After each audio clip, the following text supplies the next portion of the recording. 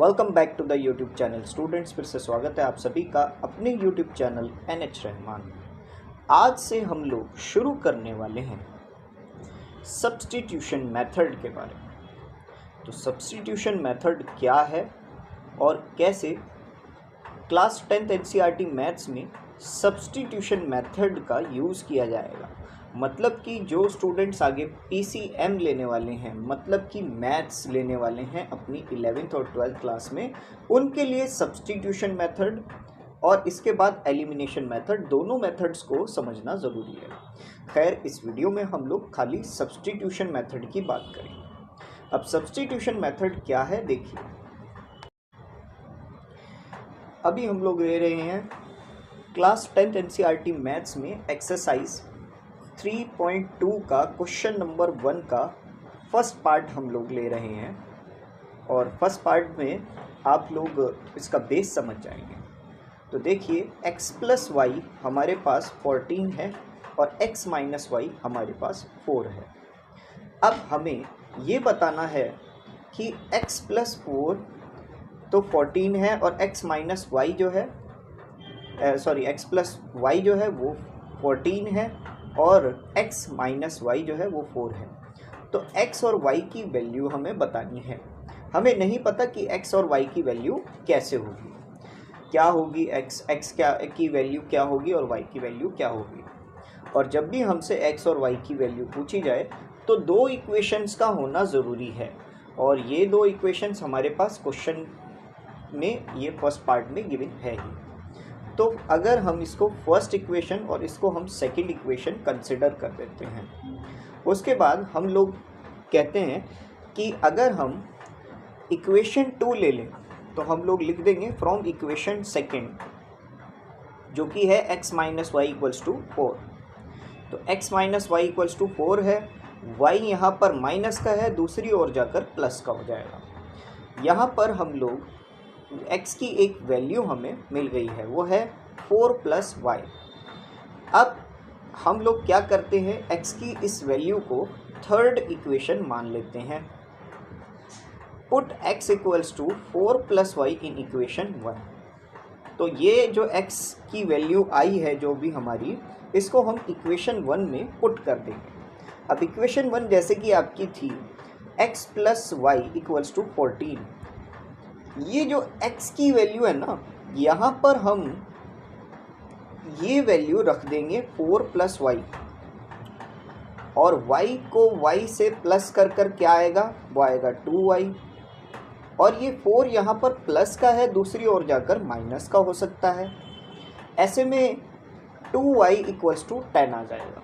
अब 2 यहाँ मल्टीप्लाई हो रहा है तो दूसरी ओर जाकर डिवाइड हो जाएगा और 2 इंटू 5 होता है 10, तो 2 5 सा 10, लो जी डिवाइड हो चुका है और y की वैल्यू आ चुकी है 5। अब ऐसे ही आप लोगों को y की वैल्यू तो मिल गई, तो x की वैल्यू भी निकालने में कोई मसला नहीं है। तो x की वैल्यू को निकालने के लिए या तो आप इसी इक्वेशन 3 को ले लें या इक्वेशन 1 या 2, कोई भी आप ऑप्शन ले सकते हैं। मैं इस वक्त ले रहा हूँ सेकेंड इक्वेशन ही। तो x minus y equals to 4 था, तो y की प्लेस पर अगर मैं यहाँ पर 5 लिख दूँ तो कोई मसला नहीं है। तो x माइनस 5 इक्वल्स टू 4 हो जाएगा। अब ये माइनस 5 दूसरी ओर जाकर प्लस का हो जाएगा, इक्वल टू की दूसरी साइड प्लस की होती है। तो x की वैल्यू आपकी 4 प्लस 5 यानी कि 9 हो जाएगी। तो x की वैल्यू 9 हो चुकी है। और अगर आप ध्यान से देखें तो ये बिल्कुल इक्वेशन 3 यहाँ पर दिख रही है। यहाँ पर मतलब 4 प्लस वाई था, वहाँ पर 4 प्लस 5 आ चुका है क्योंकि y की वैल्यू हमारी 5 है ही। तो ये था आपका फर्स्ट पार्ट। मेरे ख्याल से आप लोगों को ये क्लियर हो गया होगा कि सब्स्टिट्यूशन मेथड का बेस क्या है। लेकिन अभी हम लोग कुछ और थोड़े ख़तरनाक क्वेश्चन लेते हैं, थोड़े और डिफरेंट क्वेश्चन लेते हैं, उससे और अच्छे से आप लोगों को क्लियर हो जाएगा।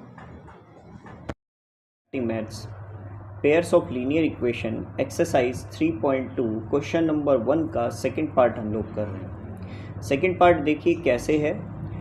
तो जैसे कि है इसमें दो इक्वेशन हमें गिवन है। एक इक्वेशन है s minus t equals to 3, दूसरी इक्वेशन है s upon 3 plus t upon 2 equals to 6।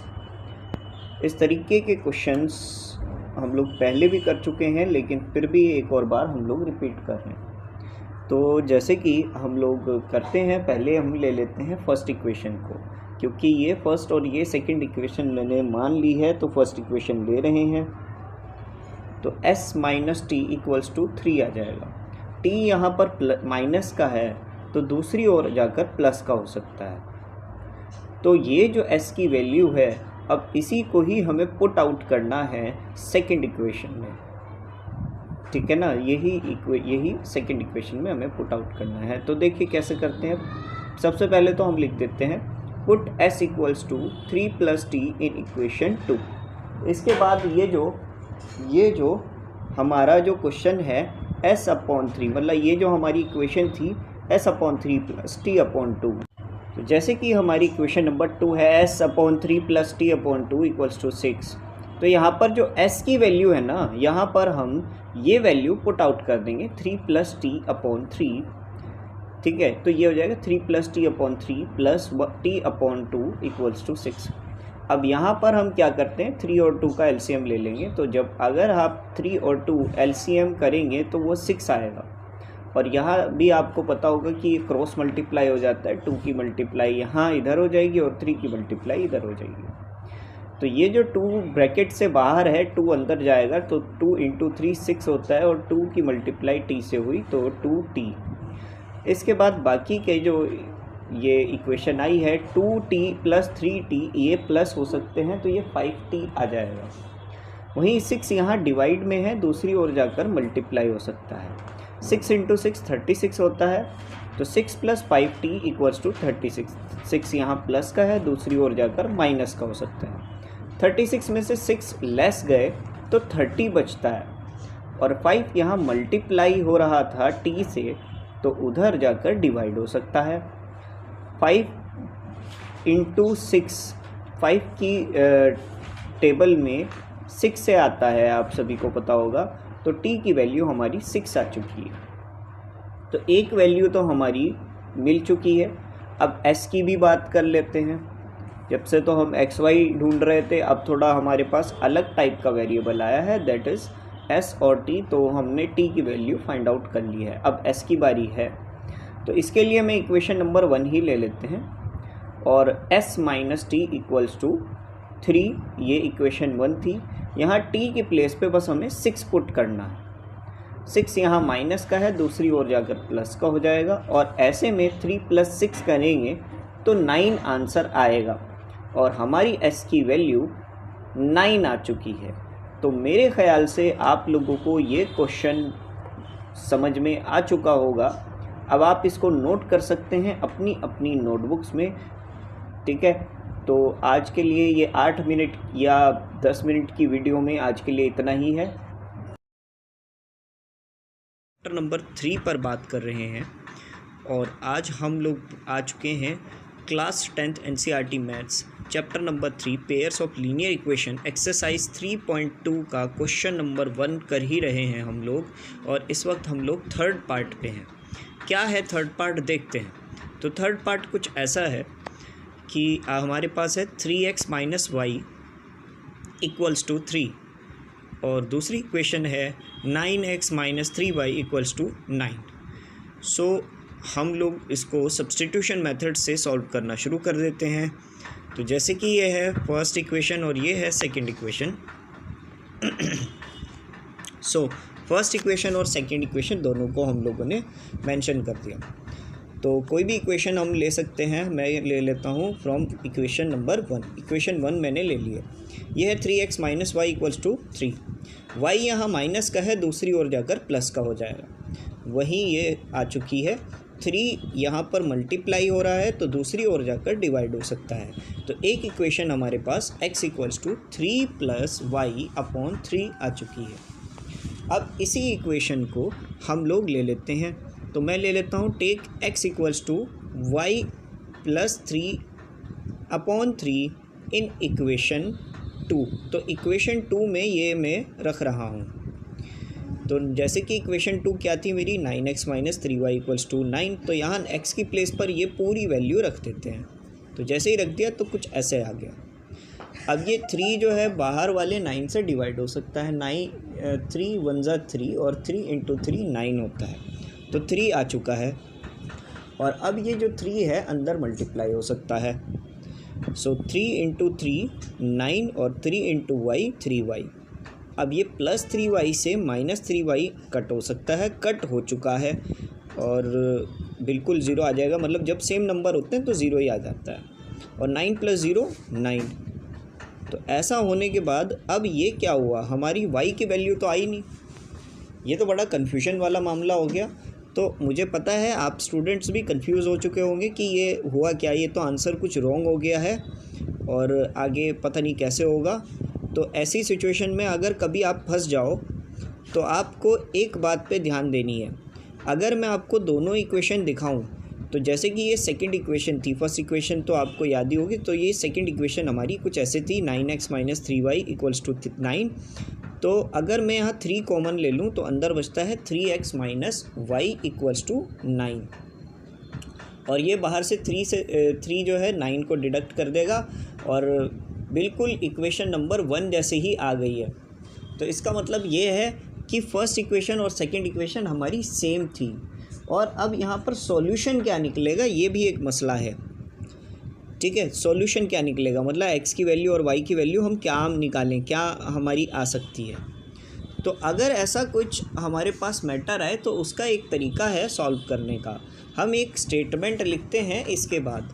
क्योंकि मतलब ये है कि अगर हम कहीं से भी, अगर मैं x की वैल्यू भी y की वैल्यू भी निकाल कर करूँ तब भी कुछ ऐसा ही आंसर आएगा मेरे पास।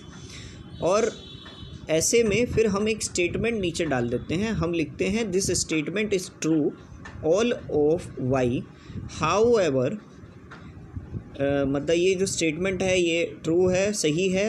However we do not get specific value of y a solution, यानी कि हम लोग y का कोई वैल्यू नहीं एक बता सकते हैं।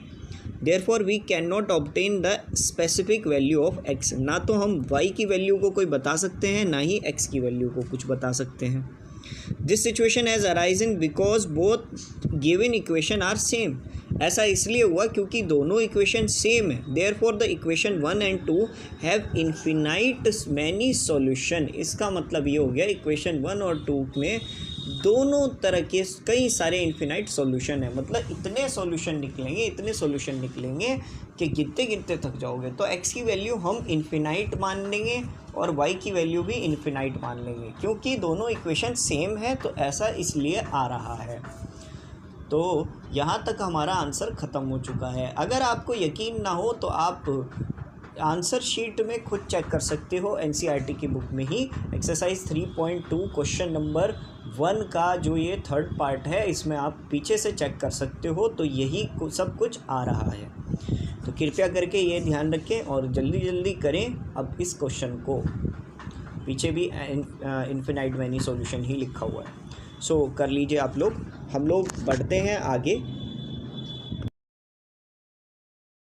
इक्वेशन इन 2 वेरिएबल्स में हम लोग सब्स्टिट्यूशन मेथड ही कर रहे हैं, और इस सब्स्टिट्यूशन मेथड में अब हम फोर्थ पार्ट पर आ चुके हैं, क्वेश्चन नंबर 1 के फोर्थ पार्ट पर। एक्सरसाइज 3.2 क्वेश्चन नंबर 1 और ये फोर्थ पार्ट है।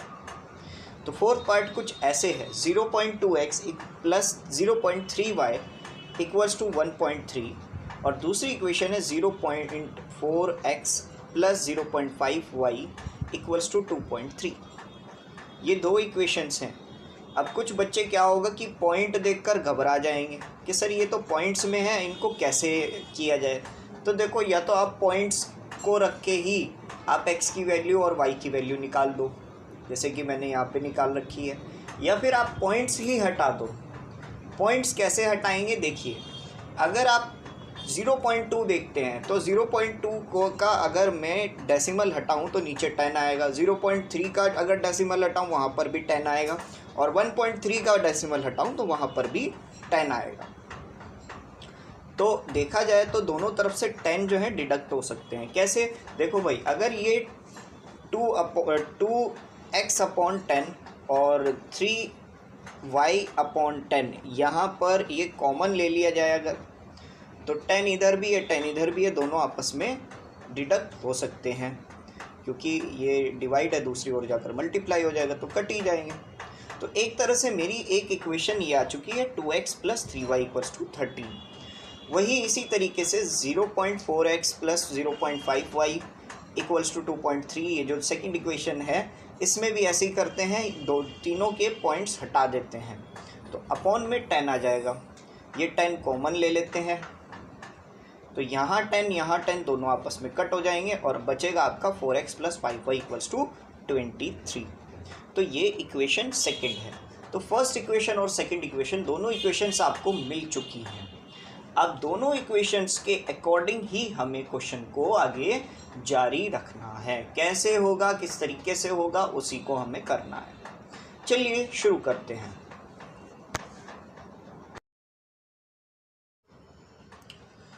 तो ये दोनों इक्वेशंस जैसे कि हमने कर ली थी, तो ये दोनों इक्वेशंस को में एक इक्वेशन हम फर्स्ट इक्वेशन रख लेते हैं और ये सेकंड इक्वेशन ये रही। अब हम लोग फर्स्ट भी ले सकते हैं, सेकंड भी। अब 2 बार हम सेकंड इक्वेशन ले चुके हैं, तो अब की बार मैं फर्स्ट इक्वेशन ले रहा हूँ। तो ये 2x + 3y = 13 है, तो जो ये 2x है दूसरी ओर जाकर माइनस का हो सकता है। वहीं यहाँ पर 3 मल्टीप्लाई है, तो दूसरी ओर जाकर डिवाइड हो सकता है। तो y की वैल्यू हमारी यहाँ पर 13 - 2x/3 आ चुकी है।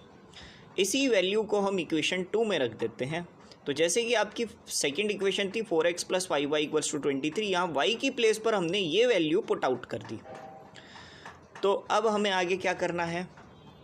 तो भैया सुनो, ये 3 डिवाइड हो रहा है, ठीक है, और आपको पता होगा कि ये जो दूसरा वाला नंबर है जिसके नीचे कुछ भी नंबर नहीं है, तो अगर हमें इसको इससे प्लस करना है, इस पूरी इक्वेशन से प्लस करना है, तो आपको पता होगा कि ये नीचे वाला नंबर इससे मल्टीप्लाई हो जाता है। तो 3 × 4 हम रख देंगे, और बाकी ये तो है 5 ब्रैकेट में ये नंबर था 13 - 2x। तो आगे करते हैं, तो 3 × 4 होता है 12। अब ये 5 बाहर क्यों रहेगा, 5 को भी अंदर भेज देते हैं। तो 5 की मल्टीप्लाई 13 से हुई तो 65 आया, और 2 से हुई तो -10 आया। इसके बाद 12x - 10x, इन दोनों को एक साथ रख देते हैं, तो 12 में से 10 माइनस हुए तो 2 आ गया। 65 प्लस का यहाँ पर रहा, और ये 3 यहाँ पर डिवाइड है, दूसरी ओर जाकर मल्टीप्लाई हो जाएगा 23 × 3। तो 23 × 3 होने के बाद 69 आएगा। वहीं 65 यहाँ प्लस का है, दूसरी ओर जाकर माइनस का हो जाएगा, 69 - 65 ये आ चुका है 4। 2 यहाँ मल्टीप्लाई है, दूसरी ओर जाकर डिवाइड हो जाएगा। इस तरीके से x की वैल्यू आपकी 2 आ चुकी है। तो चलिए अब हम ढूंढते हैं y की वैल्यू को भी। तो y की वैल्यू अगर हम ढूंढना चाहें तो हम फर्स्ट इक्वेशन में ढूंढ सकते हैं और सेकंड में भी ढूंढ सकते हैं, मर्ज़ी आपकी है। तो हम रख देते हैं, ये फर्स्ट इक्वेशन ले लेते हैं। ये थी फर्स्ट इक्वेशन। तो फर्स्ट इक्वेशन रखने के बाद 2x + 3y = 13 था। y की x की प्लेस पर हमने 2 रख दिया, तो 2 × 2 + 3y = 13। तो 2 2 होता है 4। 4 यहाँ प्लस का है, दूसरी ओर जाकर माइनस का हो सकता है। 13 - 4 आपका 9 आ जाएगा, और ये 3y = 9। तो 3 यहाँ मल्टीप्लाई, दूसरी ओर जाकर डिवाइड, तो 9/3, तो ये आ जाएगा आपका खाली 3, यानी 3 × 3 9 होता है ना, तो 3y की वैल्यू 3 आ चुकी है। तो मेरे ख्याल से आपको ये क्वेश्चन समझ में आ चुका होगा। अब आप इसको नोट कर सकते हैं अपनी नोटबुक में। इसके अलावा आपको सब्स्टिट्यूशन मेथड भी क्लियर हो चुका होगा, इसके कॉन्सेप्ट, इसका बेस। तो जल्दी हम लोग नेक्स्ट वीडियो भी जल्दी लाएंगे पहली एक्सरसाइज के साथ, और तब तक के लिए आप लोग हमारे चैनल के साथ एक्सरसाइज 3.2 का क्वेश्चन नंबर 1 कर रहे थे। और क्वेश्चन नंबर 1 में इस वक्त हम लोग आ चुके हैं इसके 5th पार्ट पर। तो 5th पार्ट क्या है देखते हैं। तो 5th पार्ट है कुछ इस तरीके से, √2x + √3y = 0 और √3x - √8y = 0। तो अब ये दो इक्वेशन है, इसमें रूट आ चुका है। बच्चों को डर लग रहा है कि रूट कैसे होगा, सॉल्व कैसे होगा रूट, ये तो रूट का मसला बहुत हल नहीं होता। तो भैया आप रूट से घबराया मत करो, रूट से क्या किसी भी क्वेश्चन से घबराया मत करो। जब किसी क्वेश्चन से आप डर जाते हो तो वो क्वेश्चन आपके ऊपर हावी हो जाता है। कोई भी चीज़ जिससे आप डर गए ना, वो चीज़ आपके ऊपर हावी हो जाती है। तो हम हमेशा की तरह इसको फर्स्ट इक्वेशन और सेकंड इक्वेशन ले लेंगे। सब्स्टिट्यूशन मेथड इसके अकॉर्डिंग ही हमें करना है। तो हमने ये फर्स्ट और ये सेकंड ले लिया। अब हम करने जा रहे हैं टेक इक्वेशन सेकंड इक्वेशन ले लेते हैं। तो क्यों मैंने माइनस की वजह से यहाँ पे ये सेकंड इक्वेशन लेना ज़्यादा बेहतर समझा। अगर दोनों में प्लस है तो दोनों ही ले लो, आप कोई भी आप जैसा चाहते हो, आपकी मर्ज़ी है। तो करते हैं आगे। यहाँ पर हमने सेकंड इक्वेशन ले ली है। तो ये थी √3x - √8y = 8। अब ये -√8y यहाँ माइनस का है, दूसरी ओर जाकर प्लस का हो जाएगा, और 0 + √8y वही आएगा पलट कर।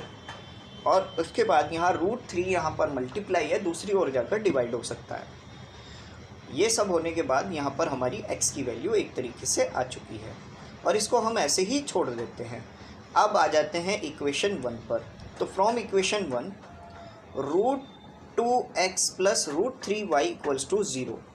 अब ये जो x की वैल्यू है ना, इसमें बस आपको ये वैल्यू रख देनी है। अब बच्चे आप लोगों को कुछ कॉन्सेप्ट्स मैं आपको क्लियर करना चाहूँगा जो शायद आपने क्लास 9th में पढ़े होंगे या क्लास 10th में पढ़े होंगे। जिन्होंने 9th में नहीं पढ़े वो 10th में आप पढ़ रहे होंगे। तो रूट की मल्टीप्लाई जब भी रूट से करते हैं, जैसे कि √2 की मल्टीप्लाई √3 से करना है तो √6 आ सकता है, ठीक है ना। तो जब भी कोई दो नंबर रूट में होते हैं तो उनकी मल्टीप्लाई हो सकती है, लेकिन जो बाहर कोई नंबर होता है यानी वो रूट में नहीं है तो वो सिंपली लिखा जा सकता है। जैसे अगर मैं 3 की मल्टीप्लाई √2 से कर रहा हूँ तो मेरा खाली 3√2 आ रहा है, लेकिन अगर ये रूट में होता 3 तो यहाँ √6 आता। ऐसे ही अगर मैं √2 की मल्टीप्लाई √8 से करता हूँ तो 2 × 8 16 होता है, तो √16 आ जाएगा। अब रूट का भी एक सीन है, रूट भी एक बात कहता है कि वो नंबर मैं बाहर निकाल कर दिखाऊंगा जो अगर इस 16 जो नंबर है वो कौन सा ऐसा नंबर है जिसको 2 बार मल्टीप्लाई करने से 16 आ रहा है। तो हमें पता है कि वो क्या है, 4 है। तो ऐसे ही पहले तो हम 2 की मल्टीप्लाई √8 से कर देंगे तो यहाँ पर 16 आ जाएगा। अब 16 जो है वो किसका रूट होता है, स्क्वायर रूट किसका होता है, वो होता है 4 का। तो यहाँ पर हमने 4 लिख दिया। अब यहाँ पर आपके पास 4y / √3 + √3y आ चुका है। अच्छा, ये √3 इस नंबर से डायरेक्टली मल्टीप्लाई हो जाएगा क्योंकि इसके नीचे कुछ नहीं है, तो √3 और 1 का एलसीएम लेंगे √3 आएगा, और ये नंबर सीधा सीधा यहाँ पर मल्टीप्लाई हो जाएगा। तो √3 की मल्टीप्लाई √3y से करेंगे, तो √3 की मल्टीप्लाई √3 से करेंगे तो 3y आएगा। ये भी कॉन्सेप्ट समझ लो। देखो √2 की मल्टीप्लाई √8 से की तो 16 आया रूट में, लेकिन अगर मैं √2 की √2 से करता हूँ तो 2 आएगा। √3 की √3 से करूँगा तो 3 आएगा। √4 की √4 से करूँगा तो 4 आएगा। √5 की √5 से करूँगा तो 5 आएगा। यानी जो सेम नंबर से अगर मल्टीप्लाई होता है वो बाहर नंबर आ जाता है, रूट से बाहर आ जाता है।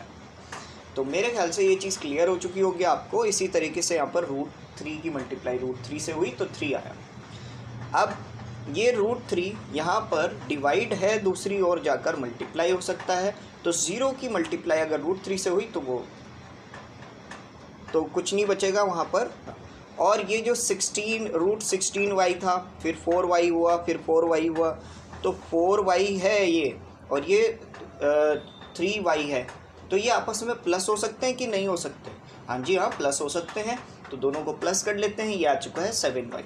7 यहाँ मल्टीप्लाई है, दूसरी ओर जाकर डिवाइड हो जाएगा, तो 0/7 करने पर 0 ही आएगा। तो y की वैल्यू आपकी 0 आ चुकी है। अब y की वैल्यू अगर आपकी 0 आ चुकी है तो x की वैल्यू भी निकाल लेते हैं। तो हम लोग y की वैल्यू को इक्वेशन 1 में रख देते हैं। तो जैसे कि इक्वेशन 1 थी √2x + √3y = 0, यहाँ पर हमें 0 की वैल्यू पुट आउट कर देनी है। तो 0 की वैल्यू पुट करने के बाद, y की प्लेस पर 0 वैल्यू पुट करने के बाद ये कुछ ऐसा आ चुका है। √3 की वैल्यू मल्टीप्लाई 0 से हुई तो 0 आया। √2x इक्वल्स टू 0 और √2 यहाँ मल्टीप्लाई दूसरी ओर जाकर डिवाइड, तो x की वैल्यू भी 0 आ चुकी है। मेरे ख्याल से ये क्वेश्चन आपको क्लियर हो चुका होगा। अब आप इसको नोट कर सकते हैं अपनी अपनी नोटबुक्स में, जल्दी कीजिए।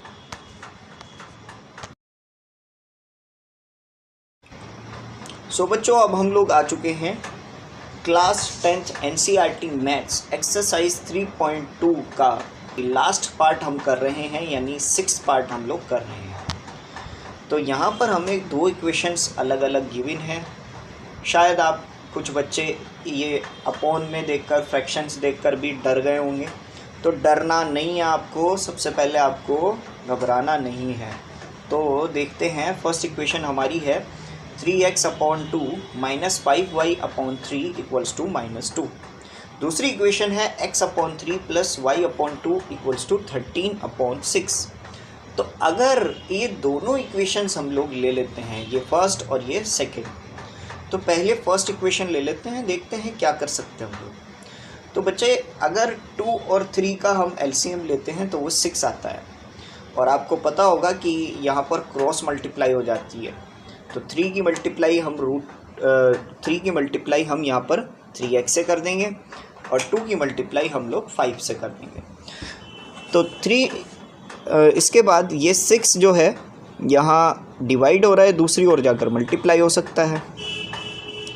अब सभी को मल्टीप्लाई करना शुरू कर देते हैं। तो 3 × 3 9 होता है, 2 × 5 10 होता है, और -2 की मल्टीप्लाई 6 से करेंगे तो -12 आएगा।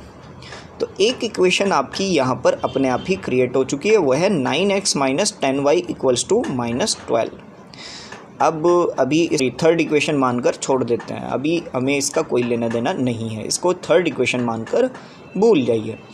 अब आ जाइए आप लोग सेकंड इक्वेशन की ओर। तो सेकंड इक्वेशन जो है वो थी x/3 + y/2 इक्वल्स टू 13/6। 3 और 2 का फिर से एलसीएम लेंगे तो वो 6 ही आएगा, और 2 की मल्टीप्लाई यहाँ और 3 की मल्टीप्लाई ये क्रॉस में हो जाते हैं। तो 2x + 3y/6 इक्वल्स टू 13/6। 6 से 6 आपस में डिडक्ट हो सकता है, 2x + 3y इक्वल्स टू 13 आ जाएगा। सो ये एक इक्वेशन नंबर 4, इसको हम यहाँ पर पुट आउट कर सकते हैं। तो ये इक्वेशन 4 हो गई। हमारे पास थर्ड भी है, हमारे पास 4 भी है। फर्स्ट सेकंड का तो काम ख़त्म हो गया, बस अब हमें थर्ड और 4 के अकॉर्डिंग ही x और y की वैल्यू सब्स्टिट्यूशन मेथड से निकालनी है। सो इन दोनों इक्वेशंस को में से हम लोग थर्ड इक्वेशन पहले ले लेते हैं। तो ये थी 9x - 10y इक्वल्स टू -12। ये माइनस का 10 दूसरी ओर जाकर प्लस का हो सकता है, और 9 यहाँ मल्टीप्लाई तो दूसरी ओर जाकर डिवाइड हो सकता है। तो x की वैल्यू हमारी ये पूरी आ चुकी है। इस वैल्यू को हम लोग इक्वेशन 4 में रख देते हैं। तो इक्वेशन 4 थी 2x + 3y इक्वल्स टू 13। यहाँ x की प्लेस पर हमने ये पूरी वैल्यू पुट आउट कर दी।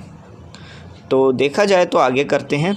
तो 2 की मल्टीप्लाई हम इस ब्रैकेट के अंदर वाले नंबर से कर देते हैं। 2 × 12 -24 आएगा, 2 × 10 20 आएगा, और ये जो 9 है यहाँ पर मल्टीप्लाई हो सकता है इससे डायरेक्टली, क्योंकि जिसका कोई नहीं उसका 1 है, और 9 की मल्टीप्लाई 9 और 1 का एलसीएम लेंगे तो 9 ही आएगा। तो यहाँ 9 × 3 कर देंगे, तो 9 × 3 होता है 27y। अब ये 20y है और ये 27y है, दोनों को प्लस करके 47y आ चुका है। तो -24 + 47y/9 इक्वल्स टू 13। 9 यहाँ डिवाइड, वहाँ मल्टीप्लाई, और 9 की मल्टीप्लाई 13 से करेंगे तो 117 आएगा। वहीं माइनस का 24 दूसरी ओर जाकर प्लस का हो सकता है। 117 में से अगर 24 प्लस करेंगे तो 141 आएगा। 47 यहाँ मल्टीप्लाई दूसरी ओर जाकर डिवाइड। जो बच्चे 47 का टेबल जानते हैं तो 47 × 3 होता है, 47 × 3 होता है 141। तो y की वैल्यू हमारी 3 आ जाएगी। चलिए अब लोग y की वैल्यू निकल ही चुकी है तो x की भी निकाल लेते हैं। तो जैसे कि इक्वेशन नंबर 3 ही दोबारा से ले लेते हैं हम लोग। तो इक्वेशन 3 थी हमारी 9x - 10y इक्वल्स टू -12, जो कि यहाँ पर हमने निकाली थी, ये वैल्यू यहाँ पर रख दी। अब y की प्लेस पर हम 3 रख देते हैं। 10 इंटू 3 हमारा 30 आ जाएगा। इसके बाद जब 30 आ चुका है तो यहाँ 30 माइनस का है, दूसरी ओर जाकर प्लस का हो सकता है। -12 और +30 प्लस माइनस माइनस होता है, बड़ा नंबर प्लस का है तो 18 आ जाएगा। 9 यहाँ मल्टीप्लाई दूसरी ओर जाकर डिवाइड हो जाएगा। 9 को अगर 2 से मल्टीप्लाई करें तो 18 आता है, तो 9 2 18 होता है। तो x की वैल्यू आपकी 2 आ चुकी है, y की वैल्यू भी आ चुकी है और x की वैल्यू भी आ चुकी है हमारी। और ये पूरी इक्वेशन आपकी पूरी हो चुकी है सॉल्व। x और y की वैल्यू हमसे पूछा गया था सब्स्टिट्यूशन मेथड के अकॉर्डिंग, तो लो हमने कर दिया, कर रहे हैं ऑलरेडी। इस वक्त हम लोग आ चुके हैं क्वेश्चन नंबर 2 में, एक्सरसाइज 3.2 के क्वेश्चन नंबर 2। क्वेश्चन क्या है देखते हैं। क्वेश्चन हमारे पास गिवन है, solve 2x + 3y = 11 and 2x - 4y = -24। Hence the find the value of m for which y = mx + 3। तो हमारे पास एक क्वेश्चन दे रखा है जिसमें 2 इक्वेशंस दे रखी हैं। इक्वेशंस कुछ ऐसे दी हुई हैं, एक है 2x + 3y = 11 और दूसरी इक्वेशन है 2x - 4y = -24। अब ये कह रहे हैं कि कृपया करके आप m की वैल्यू बता दीजिए इस इक्वेशन में। अब इस इक्वेशन में तो हमसे मालूम तो किया गया है कि m की वैल्यू बताइए, लेकिन ना तो हमें x की वैल्यू और पता है ना ही y की वैल्यू। यहाँ पर ये 2 वैल्यूज़ भी गिवन है। सो हम करेंगे क्या, अब हम ऐसा करते हैं, इसको फर्स्ट इक्वेशन और इसको सेकंड इक्वेशन अपनी साइड से मान लेते हैं। तो ये फर्स्ट इक्वेशन हो गई, ये सेकंड इक्वेशन हो गई। तो अगर x और y की वैल्यू हम निकाल दें तो m की वैल्यू भी निकाल देंगे।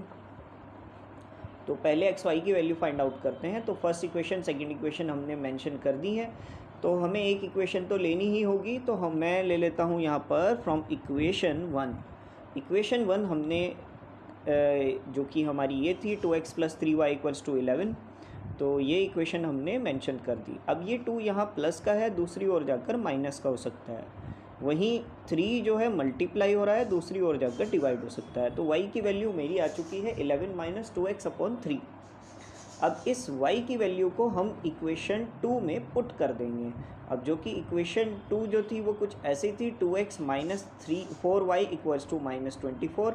इस y की जगह पर ये वैल्यू पुट आउट कर देंगे। तो ये वैल्यू पुट कर देते हैं, यहाँ पर ये वैल्यू आ चुकी है। सो अब हम लोग क्या कर सकते हैं बेटा, देखो मैं इतना तो ध्यान दे सकता हूँ कि या तो मैं इस 4 को अंदर मल्टीप्लाई कर दूँ, या इस 3 को भी मैं 4 से डिवाइड नहीं कर सकता, तो 3 को इस 1 इससे मल्टीप्लाई कर सकता हूँ 2 से।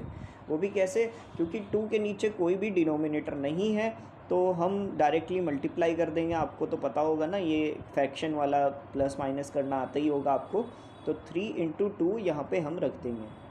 अब ये 3 × 2 6 हो जाता है, और ये जो 4 है इसकी भी मल्टीप्लाई अंदर कर देते हैं। तो 4 × 11 44, और 4 2 होता है 8। ये आ चुका है।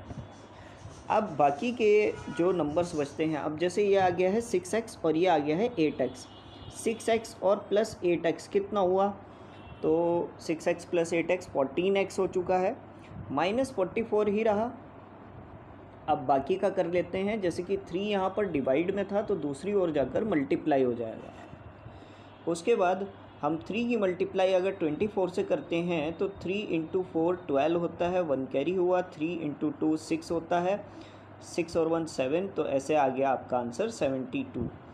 तो ये मैंने ग्रीन कलर से जो भी किया है, ऑरेंज कलर से जो भी किया है, तो वो सभी आपका ये रफ वर्क है। तो इस रफ वर्क को रफ करते हैं और ये -72 यहाँ पुट आउट करते हैं। माइनस का 44 दूसरी ओर जाकर प्लस का हो सकता है। तो प्लस माइनस क्या होता है बच्चों, प्लस माइनस माइनस होता है। और अगर हम 12 से 4 को लेस कर दें तो हमारा 8 बचेगा, और अगर मैं 6 से 4 को लेस कर दूं तो मेरा यहाँ पर बचेगा, 6 से 4 को लेस करने पर यहाँ पर मेरा 2 बचेगा। अब ये बचा है -28, क्योंकि बड़ा नंबर माइनस का था तो बाहर माइनस ही रहेगा। 14 यहाँ मल्टीप्लाई हो रहा है, दूसरी ओर जाकर डिवाइड हो सकता है। तो 14 को 28 से अब हम डिवाइड करना शुरू करेंगे। अब सभी को पता होगा कि 14 के टेबल में 14 इंटू 2 होता है 28, तो 14 1 ज़ा 14 2 ज़ा, तो x की वैल्यू हमारी आ चुकी है 2। अब हमने इतना कुछ किया और x की वैल्यू हमारी 2 आ चुकी है। अब इस x की वैल्यू से हमें इक्वेशन 2 में पता लगा लेते हैं y की वैल्यू क्या आएगी। देखा ना x की वैल्यू कैसे निकल गई। एक बार आप वीडियो को पॉज करके देख सकते हैं किस तरीके से हमने ये पूरी कैलकुलेशन की है। अपना दिमाग ज़रूर लगाएं, ठीक है, ताकि और अच्छे से आप ये इस चीज़ को समझ पाएँ। अब हम x की वैल्यू ले लेते हैं, तो और मैं लिखता हूँ put x equals to 2 in equation 2। तो ये जो इक्वेशन 2 थी 2x minus 4y equals to minus 24, यहाँ पर मुझे इस x की वैल्यू को पुट आउट करना है। तो x की प्लेस पर मैं 2 लिख दूँगा। अब 2 इंटू 2 होता है 4 minus 4y equals to minus 24। 4 यहाँ प्लस का है, दूसरी ओर जाकर माइनस का हो जाएगा। और माइनस 24 और माइनस 4, माइनस माइनस होता है प्लस, तो माइनस 24 और 4, तो यह आ चुका है आपका माइनस का 28। और 4 यहाँ मल्टीप्लाई हो रहा है तो दूसरी ओर जाकर डिवाइड हो जाएगा। तो 28 अपॉन 4 कितना आएगा भाई, y की वैल्यू आपकी 7 आ जाएगी। तो ये y की वैल्यू 7 आ चुकी है। इस 7 वैल्यू को अब x की भी वैल्यू आ गई है, y की वैल्यू भी आ गई है, दोनों वैल्यूज़ को हम पुट आउट कर देते हैं इस इक्वेशन में, क्योंकि हमें m निकालने के लिए कहा था। तो मैं यहाँ पर लिखूँगा to find the value of m we have to, जो कि आपने इक्वेशन हमें यहाँ पर गिवन थी y equals to mx plus 3, तो y की प्लेस पर हमने 7 रखा है और x की प्लेस पर हमने 2 रखा है। ये कुछ ऐसा आ जाएगा 7 इक्वल्स टू 2m प्लस 3। अब ये प्लस का 3 इधर प्लस का है, दूसरी ओर जाकर माइनस का हो सकता है। 7 में से अगर 3 जाएंगे तो 4 बचेगा, और 2 अगर 4 को डिवाइड कर देगा, क्योंकि 2 यहाँ मल्टीप्लाई तो दूसरी ओर जाकर डिवाइड हो रहा है, तो 2 अगर 4 को डिवाइड कर देगा तो 2 इंटू 2 4 होता है, तो m की वैल्यू आपकी 2 ही आ जाएगी। तो मेरे ख्याल से ये कुछ क्वेश्चन कुछ समझ में आ चुका होगा आपको। 7 मिनट लग गए हैं अभी तक आपको ये क्वेश्चन समझाने में, तो कृपया करके अब इसको आप नोट कर सकते हैं। हमसे यहाँ पर m की वैल्यू पूछा गया था और m की वैल्यू हमने यहाँ पर निकाल कर दिखाई है। सो दोस्तों, अब आप लोग इसको नोट कर सकते हैं अपनी अपनी नोटबुक में, बग़ैर किसी चिंता परेशानी के। जल्दी करें, आराम से करें, धैर्य से करें और समझ कर करें, ताकि अगर ऐसा कोई क्वेश्चन आपको एग्ज़ाम में टकराए या प्री बोर्ड में टकराए, या जैसे कि आपके टेस्ट क्लास टेस्ट वगैरह चल ही रहे होंगे उसमें टकराए, तो उसको में आप बड़े अच्छे से, आसानी से और साफ राइटिंग में इसको अपने टीचर्स को रिप्रेजेंट कर सकें। और आज हम क्वेश्चन नंबर 3 के फर्स्ट पार्ट से शुरू करेंगे। तो देखते हैं क्या है क्वेश्चन नंबर 3 का फर्स्ट पार्ट। तो ये है question number 3। From the pair of linear equation for the following problem and find their solution bye substitution method. तो यहाँ पर कुछ हमें प्रॉब्लम्स गिवन है और इसके साथ ही हमें इनको रीड आउट करके जो भी प्रॉब्लम और इक्वेशन बन रही है उसको सब्स्टिट्यूशन मेथड से सॉल्व करना है। तो देखते हैं, पहला पार्ट है कुछ इस तरीके से। The difference between two numbers is 26 and one number is 3 times the other number, find them। तो डिफरेंस बिटवीन टू नंबर्स यहाँ पर पूछा गया है। तो जब भी डिफरेंस बिटवीन हमसे बोला जाए तो मतलब ये है कि हमें माइनस करना है। डिफरेंस बिटवीन जहाँ पर वर्ड आ जाए, देखो ये वाले वर्ड्स मोर आएगा तो आपको ऐड करना है, डिफरेंस बिटवीन आएगा तो आपको लेस करना है, टाइम्स आएगा तो मल्टीप्लाई होता है, और डिवाइड के अपने कुछ वर्ड्स हैं, जैसे कि डिवाइडेड ही वो ज़्यादातर बोल देता है। तो difference between to number is 26। तो यहाँ पर हम लोग ऐसा मान सकते हैं कि दो नंबर जो कि माइनस होने पर 26 आ रहा है। तो मैं पहले एक स्टेटमेंट डालूँगा, let the greatest number will be considered as x and the least number will be considered as y। जो बड़ा नंबर होगा उसको हमने x माना है और जो छोटा नंबर होगा उसको हम लोगों ने y मान लिया है। तो अगर हम क्वेश्चन के अकॉर्डिंग करें यानी अकॉर्डिंग टू क्वेश्चन करें तो डिफरेंस बिटवीन टू नंबर्स यानी x minus y equals to 26। और यहाँ पर दूसरी स्टेटमेंट ये कहती है कि एक नंबर दूसरे नंबर का 3 टाइम्स है, यानी x जो कि ग्रेटेस्ट नंबर है और y के इक्वल अगर हम कर दें तो y को हमें 3 से मल्टीप्लाई करना पड़ेगा ताकि हमें x मिल सके, क्योंकि x ग्रेटर नंबर है ना। तो इस तरीके से हमारे पास दो इक्वेशन बन चुकी हैं। तो इक्वेशन 1 और इक्वेशन 2 मान लीजिए। सो अगर हम ये x equals to 3y equation 1 में रख दें तो इक्वेशन 1 कुछ ऐसे थी, x minus y equals to 26। यहाँ पर x की प्लेस पर हमने 3y रख दिया। 3y में से 1y माइनस होगा तो 2y बचेगा और 2 यहाँ मल्टीप्लाई है तो दूसरी ओर जाकर डिवाइड हो जाएगा। 26 में से जब 2 डिवाइड होगा तो y की वैल्यू आएगी आपकी 13 और ये y की वैल्यू 13। अब हम x भी फाइंड आउट करते हैं तो y इक्वल्स टू 13 इक्वेशन 2 में हम लोग तलाश कर रहे हैं। x इक्वल्स टू 3y और y की प्लेस पर जब हमने 13 रख दिया तो 3 की मल्टीप्लाई 13 से करेंगे तो x की वैल्यू 39 आ जाएगी। तो स्टूडेंट्स हमें y की वैल्यू भी मिल गई है, x की वैल्यू भी मिल गई है। जैसे कि क्वेश्चन ने कहा था दोनों को लेस करने पर 26 आ रहा है, बिल्कुल सही है। और अगर मैं 13 को 3 से मल्टीप्लाई करूं तो 39 भी आ जाएगा। तो आई होप सो आप लोगों को ये क्वेश्चन क्लियर हो चुका होगा, अच्छे से क्लियर हो चुका होगा और एकदम हर एक बात समझ में आ चुकी होगी। अब आप इसको नोट कर सकते हैं अपनी अपनी नोटबुक में। हम लोग बढ़ते हैं नेक्स्ट क्वेश्चन की तरफ।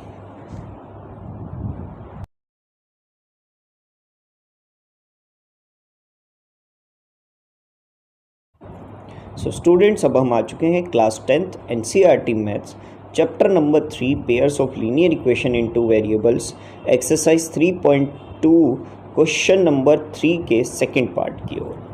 क्या है सेकंड पार्ट? सेकंड पार्ट में हमें कुछ इस तरीके से बात सारी गिवन है। यहाँ पर लिखा है the larger of the 2 supplementary angles exceed the smaller by 18 degree, find them. तो वर्ड कभी डिफरेंस बिटवीन आए या एक्सीड आए तो दोनों का मतलब होता है लेस करना यानी माइनस करना। अब पहले वाली स्टेटमेंट से भी आपको अच्छे से परिचय करवा दें तो यहाँ पर लिखा हुआ है the larger of 2 supplementary angles. तो सप्लीमेंट्री एंगल्स किन एंगल्स को बोलते हैं? सपोज़ कीजिए मैंने यहाँ पर एक लाइन खींच दी और यहाँ पर एक और, इनको तो ये 180 डिग्री होता है ना पूरा का पूरा। अब यहाँ पर बीच में एक और लाइन हमने निकाल दी है। तो अब ये 180 डिग्री में जो 2 एंगल्स आ चुके हैं, अगर मैं अब इनको ऐड करता हूँ तो ये दोनों एंगल्स आपके 180 के इक्वल आ जाएंगे। Angle x equals to angle y ये आपका 180 आ जाएगा। अगर यहाँ ए बी रख दें, मतलब हम लोग तो ए से लेके z तक अल्फ़ाबेटिकली अलजेब्रा को शो करने के लिए कुछ भी रख सकते हैं। तो अगर कोई भी एंगल आ जाए यहाँ पर तो उनको ऐड करने पर 180 ही हमारा आएगा। तो इन एंगल्स को हम लोग सप्लीमेंट्री एंगल बोलते हैं। तो अगर आपको याद करना है तो S for supplementary, S for straight line, तो दोनों इस तरीके से आप लोग याद कर सकते हैं। तो 2 लार्जर ऑफ 2 सप्लीमेंट्री एंगल्स, अगर 2 सप्लीमेंट्री एंगल्स, अब देखो सप्लीमेंट्री एंगल्स हैं तो हमें x और y तो रखना पड़ेगा। तो मैं लिख दूंगा the let the greater angle will be considered as x and the least number considered as y। एक बात का और ध्यान रखेंगे, ग्रेटेस्ट और लीस्ट जब ज़रूर लगाएं जब आप डिवाइड या मल्टीप्लाई कर रहे हों इक्वेशन में, ठीक है। ये 2 वर्ड्स का यूज़ जब ज़रूर करना है। तो अब 2 सप्लीमेंट्री एंगल्स हैं यानी दोनों को प्लस करने पर 180 आ रहा है। और वहीं पर नेक्स्ट स्टेटमेंट लिखा है एक्सीड द स्मॉलर, यानी छोटे से माइनस करेंगे। एक्सीड का मतलब होता है घटाना, हटाना, तो हटाना मतलब माइनस करना, तो हमारा 18 डिग्री आ जाएगा। तो x माइनस वाई किया तो हमारा 18 आ गया। अब ये इक्वेशन 1 और ये इक्वेशन 2। फ्रॉम इक्वेशन 2 अगर हम करके देखते हैं तो इक्वेशन 2 हमारी कुछ इस तरीके से थी, x minus y equals to 18। y यहाँ माइनस का है, दूसरी ओर जाकर प्लस का हो जाएगा। x की वैल्यू आ जाएगी 18 प्लस वाई, और इस 18 प्लस वाई को हम इक्वेशन 1 में रख देंगे। So x plus y equals to 180 था, और x की प्लेस पर अगर हमने 18 प्लस वाई रख दिया तो ये कुछ ऐसे आया। y प्लस वाई किया तो 2y आया। 18 यहाँ प्लस का है, दूसरी ओर जाकर माइनस का हो गया। 180 में से 18 को लेस करेंगे आप, तो देख सकते हैं आप लोग रफ वर्क में मैंने लेस किया हुआ है, तो आपका आंसर 162 आ जाएगा। वहीं 2 यहाँ पर मल्टीप्लाई है, दूसरी ओर जाकर डिवाइड हो सकता है, और 2 8 ज़ा 16 होता है, 2 1 ज़ा 2 होता है, तो y की वैल्यू आपकी आ चुकी है 81। तो y की वैल्यू निकाल दी है तो x की भी निकाल लेते हैं। तो हम लेते हैं फ्रॉम इक्वेशन नंबर 1। इक्वेशन 1 क्या थी, x plus y equals to 180। So अब y की वैल्यू जो आपकी आ चुकी है वो 81 आ चुकी है, तो 81 हमने रख दिया। अब ये 81 यहाँ प्लस का है, दूसरी ओर जाकर माइनस का हो सकता है। अब 180 में से 81 माइनस करेंगे तो मैं आपको ऑरेंज कलर से दिखा देता हूँ, यानी रफ वर्क से दिखा देता हूँ। 180 में से माइनस करेंगे तो ये हो जाएगा 10 और ये हो जाएगा 7। अब 10 में से अगर हमने 10 में से अगर हमारे पास से 1 चला गया तो 9 बचता है, और 7 तो ये 17 हो जाएगा, क्योंकि 1 इसने भी कैरी कर लिया, तो 17 में से 8 गए, ये भी 9, तो 99 हमारे पास बच चुका है। तो x की वैल्यू हमारी आ चुकी है 99। तो आई होप सो ये चीज़ आप लोगों को अच्छे से क्लियर हो चुकी होगी। अब आप इसको नोट कर सकते हैं अपनी अपनी नोटबुक में, बगैर किसी चिंता या परेशानी के। जल्दी जल्दी नोट कीजिए, वीडियो को पॉज कीजिए और नोट कीजिए शुरू कीजिए। और साथ ही साथ प्रैक्टिस का क्वेश्चन नंबर 3 का थर्ड पार्ट हम लोग शुरू करने जा रहे हैं। तो पार्ट क्या है, क्या हमें प्रॉब्लम यहाँ पर शो की गई है, देखते हैं। The coach of a cricket team buy 7 bats and 6 balls for 3800। So एक कोच, जो क्रिकेट के कोच हैं, उन्होंने कुछ परचेज़ किया है। क्या परचेज़ किया है, बाय किया है। सो क्या बाय किया है, 7 बैट्स और 6 बॉल्स उन्होंने परचेज़ की, तो वो उनको 3800 रुपीज़ की मिली हैं। वहीं पर later she buy 3 bats and 5 balls. तो ये कोच जो हैं वो एक विमेन है, और अब उन्होंने 3 बैट और 5 बॉल्स परचेज़ किए हैं, जो कि उनको मिले हैं 1750 रुपीज़ के। सो अब आप इसको ऐसे प्रेजेंट कर सकते हो। तो find the cost of each bat and each ball. तो बैट की कॉस्ट कितनी है और बॉल की कॉस्ट कितनी है, हमें ये फाइंड आउट करना है। So let cost of cricket bat will be considered as x and cost of cricket ball will be considered as y। तो हमने ये बोला कि आप जो क्रिकेट बैट परचेज़ कर रहे हैं उसको हम x मान लेते हैं, उसकी कॉस्ट को हम x मान लेते हैं, और जो आप लोग क्रिकेट बॉल परचेज़ कर रहे हो उसको हम y कंसिडर कर लेते हैं। सो अकॉर्डिंग टू क्वेश्चन अगर हम देखा जाए तो क्वेश्चन के अकॉर्डिंग तो ये कुछ स्टेटमेंट, जैसे कि ये था 7 बैट यानी 7x और 6 बॉल यानी 6y इक्वल्स टू 3800 हम लोग लिख देंगे। वहीं यहाँ पर 3x plus 5y equals to 1750, ये हमारी सेकंड इक्वेशन बन जाएगी। सो ये फर्स्ट इक्वेशन हो गई और ये हो गई सेकंड इक्वेशन। अब अगर हम लोग इसको देखते हैं कि कैसे फाइंड आउट करना है x और y को, तो मैं इस वक्त इक्वेशन 1 ले रहा हूँ, आप सेकंड भी ले सकते हैं। सो अगर यहाँ पर इक्वेशन 1 देखा जाए तो यह है 7x plus 6y equals to 3800। 6y यहाँ प्लस का है, दूसरी ओर जाकर माइनस का हो जाएगा, और 7 मल्टीप्लाई हो रहा है, दूसरी ओर जाकर डिवाइड हो सकता है। तो ये आ गई है हमारी इक्वेशन x की एक तरह की वैल्यू।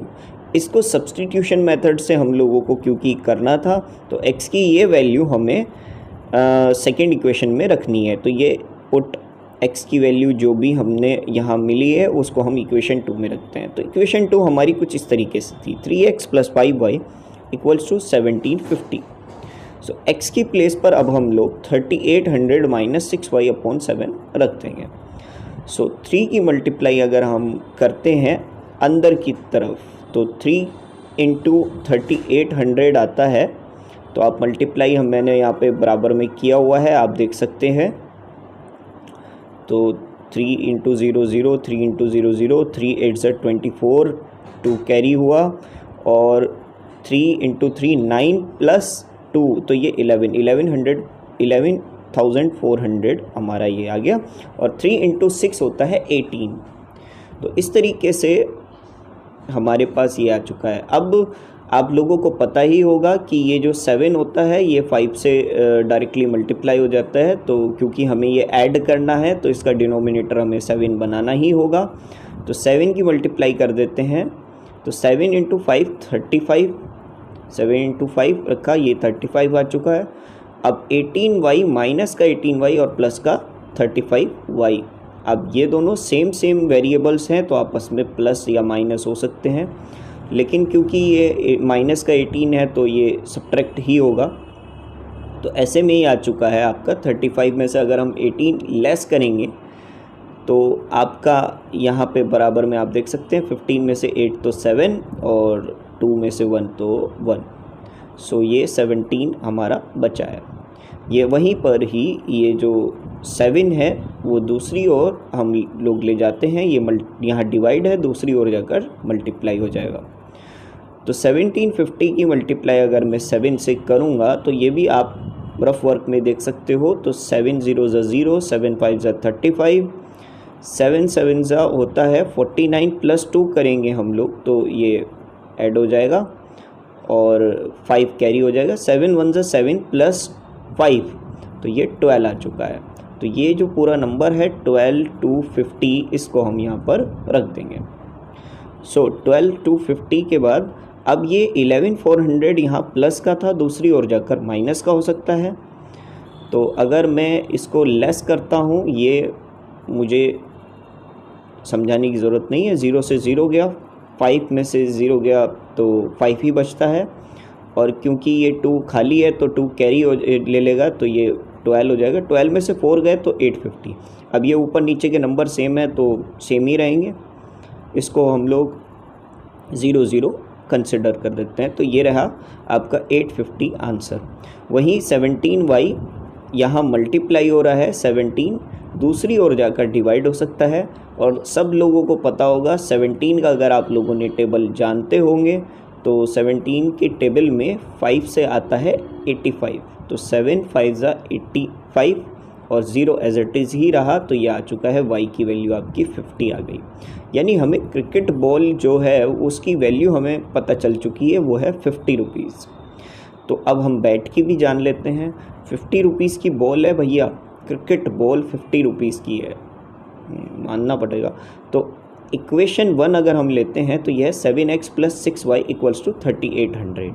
यहाँ y की प्लेस पर मैंने 50 रख दिया। तो 6 5 होता है 6 इंटू 5 300। अब ये 300 यहाँ प्लस का है, दूसरी ओर जाकर माइनस का हो सकता है। तो 3800 में से ये 300 लेस हुए, ये आ चुका है 3500, और ये पहले से था 7x, तो 7 यहाँ मल्टीप्लाई दूसरी ओर जाकर डिवाइड हो सकता है। तो 3500 में से 7 को अगर हम डिवाइड करें तो 7 5 35 होता है, सभी को पता है। 0 0 एज इट इज़ रहेंगे तो x की वैल्यू आपकी 500 आ चुकी है। इसका मतलब ये है कि हमारे बैट की वैल्यू जो थी वो हमारी आ चुकी थी x, और जो हमारी बॉल की कॉस्ट थी वो आ चुकी है 50। तो x की वैल्यू हमारी 500 और y की वैल्यू 50, इसको आप लोग लिख लीजिए। तो क्वेश्चन यहीं तक ख़त्म हुआ। अब जल्दी से आप लोग अपनी नोटबुक में नोट कीजिए बगैर किसी फिक्र और चिंता के। तो जल्दी जल्दी नोट कीजिए, हम लोग बढ़ते हैं अगले नेक्स्ट क्वेश्चन की ओर।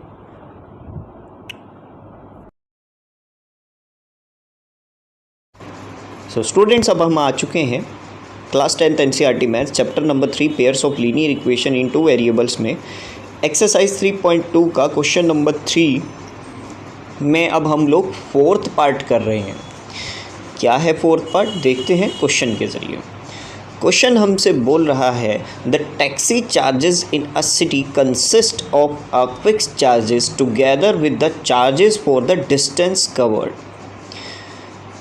तो एक टैक्सी है जो कि अपने फिक्स चार्जेस ले रही है with the charges for the distance cover, यानी कि जो चार्जेस, एक तो उस टैक्सी वाले ने एक तो फिक्स चार्जेस कर रखे हैं। सिटी में जितने भी टैक्सी वाले हैं, टैक्सी आपको पता ही होगी, टैक्सी एक कॉमन चीज़ है, तो खैर टैक्सी वाले ने एक फ़िक्स चार्जेस कर रखे हैं। इसके अलावा अगर जितना भी आप डिस्टेंस कवर करते हो तो उतना भी चार्जेस आपसे लेंगे। एक एग्ज़ाम्पल की तरह से आप समझ सकते हैं कि अगर कोई पर्सन इस टैक्सी में बैठ जाए तो बैठते ही साथ उसको कुछ रकम ज़रूर अदा करनी है, कुछ फ़िक्स चार्जेस ज़रूर देने हैं। अगर वो टैक्सी में बैठ गया, जैसे ही बैठ जाएगा तो उसके वो फ़िक्स चार्जेस स्टार्ट हो जाएंगे। उसके बाद वो जितने भी किलोमीटर जाएगा तो उसको उस हिसाब से भी चार्जेस देने होंगे। ठीक है, अगर वो 3 किलोमीटर गया तो उसको 3 के हिसाब से, यानी 3 से वो नंबर मल्टीप्लाई होकर और फिक्स चार्जेस जो भी होगा उनको भी प्लस करके वो देने पड़ेंगे। तो मेरे हिसाब से आप लोगों को ये चीज़ क्लियर हो चुकी होगी। अब क्वेश्चन में आगे चलते हैं। तो क्वेश्चन में आगे बताया गया है कि for a distance of 10 kilometre the charges paid is 105 and for the journey of 15 kilometer the charges paid is 155. What are the fixed charges and what are the charges per kilometer? तो fix charges क्या हैं और जो charges per kilometre हैं वो कितना है। और हमें एक दो तरह की सिचुएशन बताई गई है। अगर कोई 10 किलोमीटर जा रहा है तो उसे 105 रुपीज़ पेड करने होंगे, और अगर वो 15 किलोमीटर चला गया 15 किलोमीटर तो उसको 155 रुपीज़ अदा करने होंगे। ठीक है, तो देखते हैं अब कैसे हमारी इक्वेशन बनती है। देखिए, let the fix charges of the taxi will be consider as x and the charges per kilometre considered as y. ये एक स्टेटमेंट आप पहले डाल देंगे और ये स्टेटमेंट ज़रूरी है। अब इस हिसाब को ऐसे समझ लीजिए, एक तो फिक्स चार्जेस हो गए आपके, प्लस जितने भी वो किलोमीटर जाएगा वो भी दूसरा चार्जेस हो गया।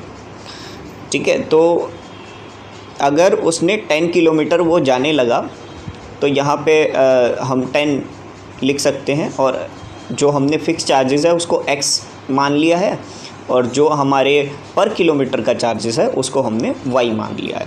तो अगर हम x + 10y करते हैं तो हमारा 105 आ रहा है। वहीं अगर हम फिक्स चार्जेस प्लस जितने भी किलोमीटर वो गाड़ी जा रही है उसके हिसाब से हम मल्टीप्लाई करेंगे, जितने भी किलोमीटर वो गाड़ी गई। अगर 15 तो सेकंड इक्वेशन के हिसाब से 15 किलोमीटर वो गया है तो उसके जो टोटल रुपीस बनते हैं वो हैं 155। तो अब इस तरीके से हमारी दो इक्वेशन अपने आप ही इस्टेब्लिश्ड हो गई हैं। तो एक है इक्वेशन 1 और दूसरी है इक्वेशन 2। अब हम लेते हैं इक्वेशन 1। तो फ्रॉम इक्वेशन 1 x + 10y = 105। ये 10y यहाँ पर प्लस का है, दूसरी ओर जाकर माइनस का हो सकता है। सीधा सीधा ये सुन लीजिए कि x की वैल्यू हमारी 105 - 10y आ चुकी है। अब ये जो x की वैल्यू है कि 105 - 10y, इसको हम इक्वेशन 1 में रखते हैं, इक्वेशन 2 में रखते हैं सॉरी। तो इक्वेशन 2 आपकी थी x + 15y = 155। इसको हमने रख दिया। अब क्योंकि x की वैल्यू हमने ये मानकर चल रहे हैं तो x की वैल्यू यहाँ पर हम फिट कर देंगे, ये 105 माइनस 10y प्लस 15y, ये दोनों सेम लाइक टर्म्स हैं तो आपस में ऐड या सब्ट्रैक्ट हो सकते हैं। क्योंकि माइनस का 10 है और ये प्लस का 15 है तो माइनस प्लस माइनस होता है, और क्योंकि बड़ा नंबर यहाँ पर प्लस का है तो हम प्लस ही करेंगे, प्लस का साइन ही लगाएंगे, यानी 5y। इसके बाद ये जो 105 है दूसरी ओर जाकर माइनस हो सकता है। माइनस होने के बाद अगर 155 में से हम माइनस करते हैं 105 को तो यहाँ पर 50 आ जाएगा और यहाँ 5y है। अब ये 5 यहाँ मल्टीप्लाई हो रहा है, दूसरी ओर जाकर डिवाइड हो सकता है। अब सभी बच्चों को पता है, हर किसी को पता है कि 5 × 10 होता है 50, तो y की वैल्यू हमारी 10 आ चुकी है। यानी कि जितना भी पर किलोमीटर का चार्जेस है वो 10 रुपीज़ है। यानी जितने भी दूर आप जा रहे हो तो 10 रुपीज़ के हिसाब से, अगर आप 3 किलोमीटर जाते हो तो आपसे 30 रुपीज़ जो पर किलोमीटर का चार्ज है वो लिया जाएगा। लेकिन अभी भी बात सवाल ये है कि अभी भी हमारे पास क्वेश्चन है कि ये जो फिक्स चार्जेस हैं ये कितना है। मतलब अगर मैं टैक्सी में बैठ जाऊँ तो टैक्सी में बैठने के साथ ही मेरे ऊपर क्या चार्ज स्टार्ट हो जाएगा, मतलब कितना पे बैठने के साथ ही कितना पे ज़रूरी है देना। तो देखते हैं, तो मैं लिखता हूँ इक्वेशन 2 की ओर। तो from equation 2 x + 15y = 155, y की वैल्यू 10 है तो y की वैल्यू 10 यहाँ पुट कर दी, तो 15 की मल्टीप्लाई 10 से हुई, 150 आया। 150 यहाँ प्लस का है, दूसरी ओर जाकर माइनस का हो सकता है। 155 में से जब 150 लेस होंगे तो आपका आंसर 5 आएगा। तो यहाँ पर हम ये समझ सकते हैं कि जो फिक्स्ड प्राइस है हमारा वो 5 रुपीज़ है।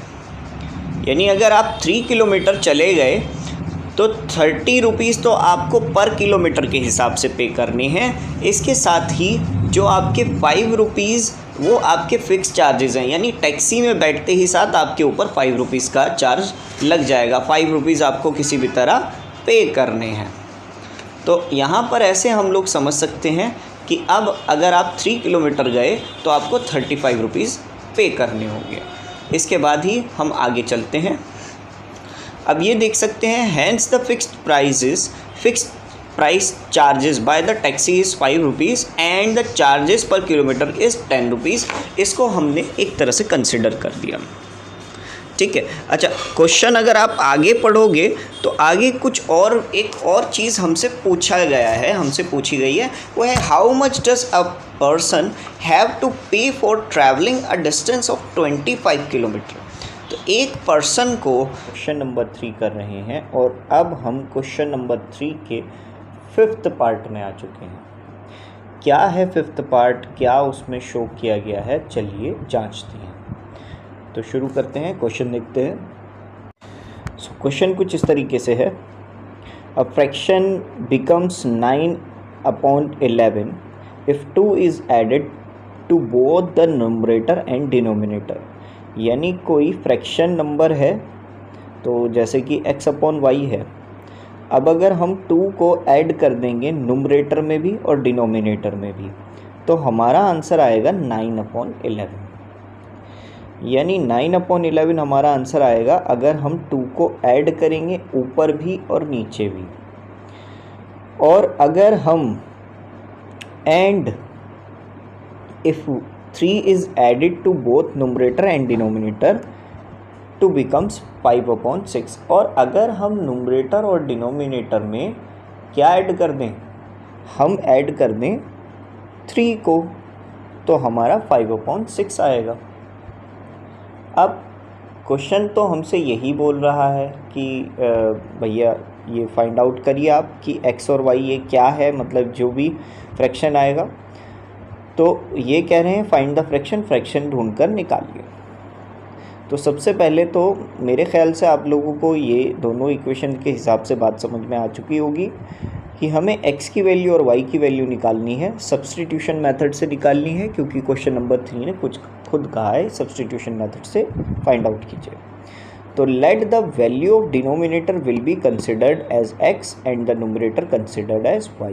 तो इन इक्वेशंस के अकॉर्डिंग आपने देख लिया होगा। अब ये सिंपल तरीके से इक्वेशन नहीं है, अपॉन में है, तो पहले तो इसको हम सही कर लेते हैं। अब जैसे कि पहली वाली इक्वेशन थी x plus 2/y/2 equals to 9/11, इसको पहले ठीक कर लेते हैं।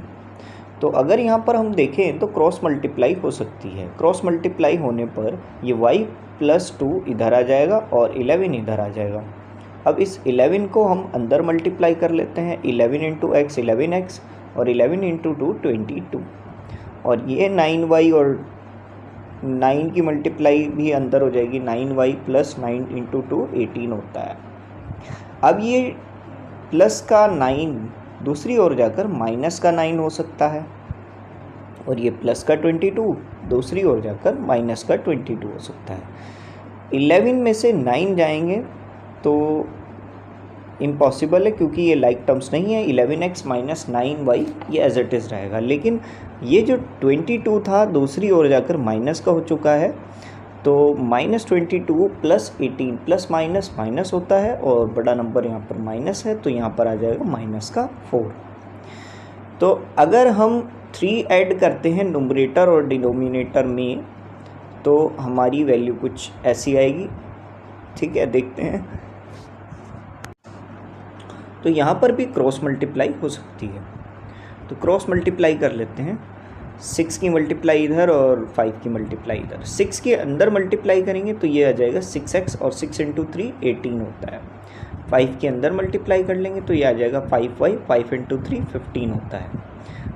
तो ये जो प्लस का 18 है दूसरी ओर जाकर माइनस का हो जाएगा, और प्लस का 5 दूसरी ओर जाकर माइनस का हो जाएगा। तो ये आ जाएगा 6x minus 5y equals to -18 plus 15। अब ये माइनस का 18 और ये प्लस का 15 प्लस माइनस माइनस होते हैं, तो ये -3 आ चुका है। तो एक इक्वेशन हमारी ये आ चुकी है और एक इक्वेशन ये आ चुकी है। दोनों इक्वेशंस को हम लोग रख देते हैं। अब एक इक्वेशन है, ये हो गई फर्स्ट इक्वेशन, ये हो गई सेकंड इक्वेशन। तो अब हम इसको इजीली सब्स्टिट्यूशन मेथड से अब करेंगे, क्योंकि अभी तक हमें सही तरीके से इक्वेशन नहीं गिवन थी, पहले हमें इसको ठीक करके लिखना था।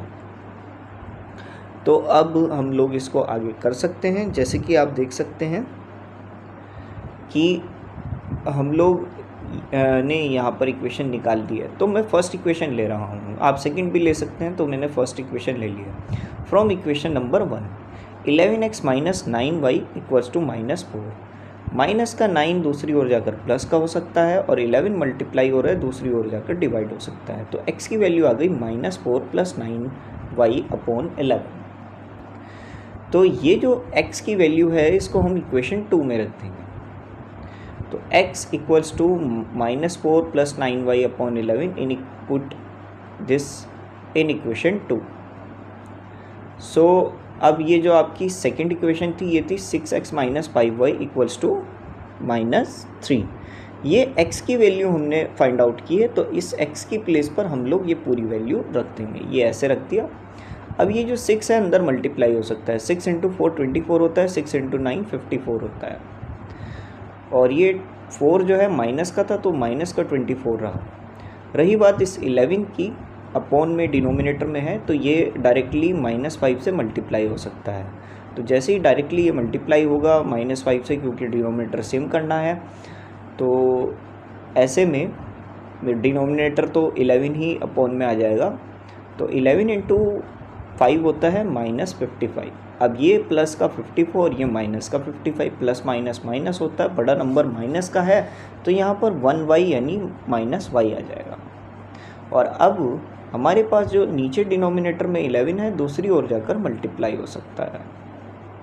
तो इतना मैंने लिख ही दिया है अभी तक के। तो -3 की मल्टीप्लाई हम 11 से करते हैं, तो ये 33 आएगा, वो भी माइनस का, क्योंकि माइनस से मल्टीप्लाई हुआ है 11।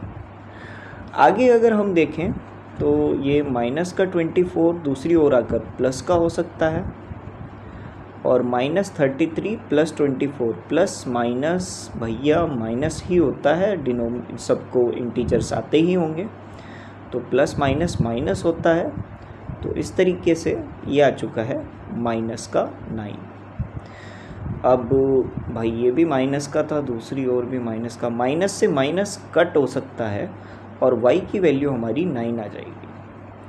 तो भैया इतनी मेहनत करने के बाद अब जाकर हमारी 9 वैल्यू आई है। तो 9 वैल्यू आई है तो x भी निकाल लेते हैं। सो हम लोग अब कौन सी इक्वेशन लेना ज़्यादा सही रहेगा, क्योंकि पहले तो हमने यहाँ पर इक्वेशन 2 ली थी, तो मैं इक्वेशन 1 ही ले लेता हूँ। 11x - 9y = -4। ये y की वैल्यू 9 आई थी, यानी मेरा जो नुमरेटर है वो 9 आएगा, ठीक है ना। तो 9 यहाँ पर मैंने रख दिया, ठीक है, ये 9 यहाँ पर मैंने रख दिया। रख देने के बाद 9 की मल्टीप्लाई अगर मैं y से करूँगा, मतलब 9 की मल्टीप्लाई 9 से करूँगा, तो ये कुछ ऐसे आएगा। 9 9 होता है 81, और माइनस का 81 दूसरी ओर जाकर प्लस का हो सकता है, और अब ये प्लस का हो गया, तो -4 + 81, -4 और +81 कितना हुआ भाई, ये हो गया 77, क्योंकि अगर 81 में से -4 जाएगा तो 77 बचेगा, और 11 के टेबल में 77 7 से आता है। तो ये हमारा आ चुका है नुमरेटर, डिनोमिनेटर भी आ चुका है हमारा और नुमरेटर भी आ चुका है। तो डिनोमिनेटर तो y था, पहले मैंने इसको नुमरेटर बोल दिया था, हालांकि ये डिनोमिनेटर है, तो डिनोमिनेटर हमारा y था और नुमरेटर हमारा 7 था। तो ये जो भी फ्रैक्शन था इसमें हमारा जो नुमरेटर है वो हमारा 7 है और डिनोमिनेटर हमारा 9 है।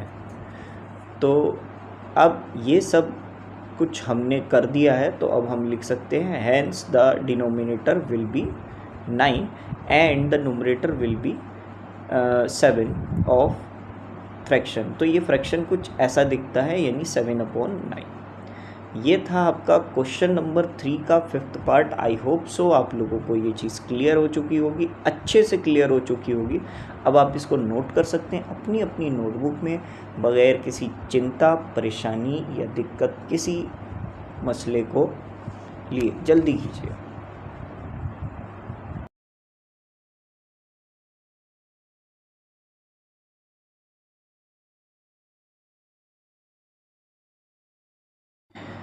Class 10th NCERT chapter number 3 layers of linear equation में हम लोग आ चुके हैं क्वेश्चन नंबर 3 के 6th पार्ट में। देखते हैं 6th पार्ट क्या है। 5 years hence the age of Jacob will be 3 times that of his son। तो ये जो स्टेटमेंट है ज़रा इसको ध्यान रखिए, मैं रेड कलर से इसको पहले से ही लिख देता हूँ।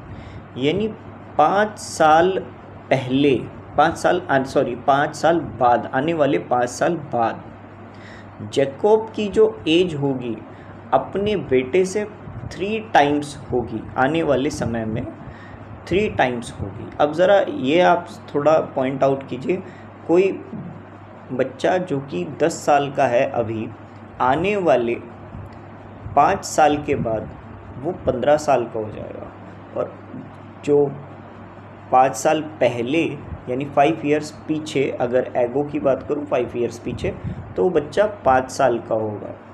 तो इस तरीके से हम लोग क्या करते हैं कि एज का आने वाले टाइम में कितनी एज तुम्हारी होगी, ठीक है। जैसे अभी आप 14 या 15 साल के एज के बीच में होंगे, आप लोग टीनेज एज में होंगे, तो अगर अभी आपकी एज 15 है, आने वाले 5 years के बाद आपकी एज 20 हो जाएगी, और पिछले 5 साल पहले आपकी एज ज़रूर 10 रही होगी। तो हम लोग क्या करते हैं, जितने भी नंबर्स ऑफ ईयर्स के हिसाब से हमें देखना हो ना कि आने वाले टाइम में आप कितने साल के होंगे, उतने ही नंबर्स को हम ऐड कर देते हैं। तो इस तरीके से ही हमने यहाँ पर क्या किया कि करंट एज जो है, हमने सबसे पहले एक स्टेटमेंट डालनी है, हमें कहना है कि प्रेजेंट एज जो है, क्योंकि यहाँ पर हमसे प्रेजेंट एज ही पूछा गया है। सो हम लोग ये बोल देंगे कि प्रेजेंट एज जो है जैकब की वो x है और प्रेजेंट एज जो है जैकब के सन की वो y है। तो अगर इन दोनों के एज को आने वाले 5 साल के बाद इन दोनों की वैल्यू को हम इक्वल करेंगे, मतलब दोनों की एज को इक्वल करने की कोशिश करेंगे, तो जैकब का जो सन है उसकी एज की मल्टीप्लाई हमें 3 से करनी पड़ेगी, क्योंकि जाहिर है जैकब की एज ज़्यादा होगी, क्योंकि जैकब जो है फादर हैं और उनका बेटा जो है उनकी एज से कम ही होगा। तो जैकब की एज को उनके फादर के मतलब जैकब के बेटे की एज को, जैकब के सन की एज को जैकब्स के इक्वल करने के लिए हमें उससे 3 से मल्टीप्लाई करना पड़ेगा। तो एक तो इक्वेशन ये बन गई, ठीक है। तो यहाँ पर हम पहले इसको ठीक कर लेते हैं। तो 3 अंदर जा सकते हैं, 3y और 3 × 5 15 होता है। वहीं ये 3y यहाँ पर प्लस का है, दूसरी ओर जाकर माइनस का हो सकता है। 5 यहाँ प्लस का है, दूसरी ओर आकर माइनस का हो सकता है। प्लस माइनस माइनस होता है, तो 15 में से -5 जाएगा तो 10 बचेगा। एक इक्वेशन हमारी ये बन गई। अब आगे भी पढ़ लो भाई। 5 years ago, 5 साल पहले, तो पहले की बात कर रहे थे, तो जो जा चुका है टाइम 5 साल पहले। Their age, Jacob's age was 7 times that of his son, अपने बेटे की एज से 7 गुना ज़्यादा बड़ा था। यानी अब हमें 7 से मल्टीप्लाई करना पड़ेगा, 5 times 5 साल पहले। तो अब ये 7 जो है यहाँ अंदर मल्टीप्लाई हो सकता है, 7y और ये 7 5 35। अब ये माइनस का 5 दूसरी ओर आकर प्लस का हो सकता है और ये 7y दूसरी ओर जाकर माइनस का हो सकता है। -5 - 35, ये प्लस माइनस माइनस होता है और बड़ा नंबर यहाँ पर माइनस का 35 है, तो ये -30 आ चुका है। इस तरीके से ये हमारी 2 इक्वेशन बन चुकी हैं। अब क्योंकि अब ये दोनों स्टेटमेंट्स का काम ख़त्म हो चुका है, तो हम दोनों को हटा देते हैं। और अब ये जो 2 इक्वेशन है हमारी, एक इक्वेशन है x - 3y = 10 और दूसरी इक्वेशन है x - 7y = -30। इन दोनों इक्वेशन को हम आगे करते हैं। तो ये फर्स्ट इक्वेशन और ये सेकंड इक्वेशन, तो हम लोग कोई सी भी इक्वेशन ले सकते हैं वैसे। तो मैं इस समय यहाँ पर इक्वेशन नंबर 2 ले रहा हूँ, आप इक्वेशन 1 भी ले सकते हैं। सब्स्टिट्यूशन मेथड से कर रहे हैं। तो सेकंड इक्वेशन हमारी x - 7y = -30 थी। माइनस का 7 दूसरी ओर जाकर प्लस का हो सकता है।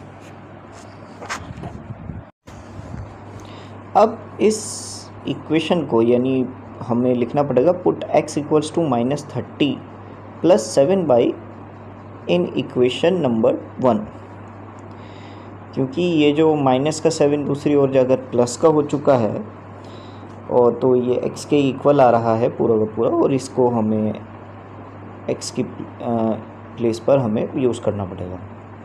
तो x - 3y = 10 ये हमारी इक्वेशन नंबर 1 थी। तो अब हम आगे करते हैं।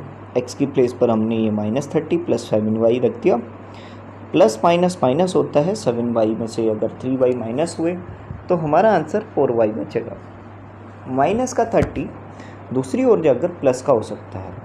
10 + 30 40 होता है और 4y यहाँ पर आ रहा है। 4 अगर हम 40 से डिवाइड करें तो y की वैल्यू हमारी 10 आ जाएगी। आई होप सो आप लोगों को यहाँ तक क्लियर हो चुका होगा। y की वैल्यू तो हमारी आ चुकी है, यानी हमें जैकब के बेटे की age, Jacob son's will be y, जो हमने कंसिडर किया था, यानी जैकब के जो सन है, सन की एज जो है वो 10 आ चुकी है। तो अब हम इक्वेशन 1 से ले लेते हैं। From equation 1 x - 7y = -30। इस y की प्लेस पर हमें 10 रखना है। 7 की मल्टीप्लाई 10 से हुई तो 70 आया। माइनस का 70 दूसरी ओर जाकर प्लस का हो जाएगा। -30 + 70 माइनस प्लस माइनस होता है और बड़ा नंबर यहाँ पर प्लस का है तो प्लस का 40 आएगा।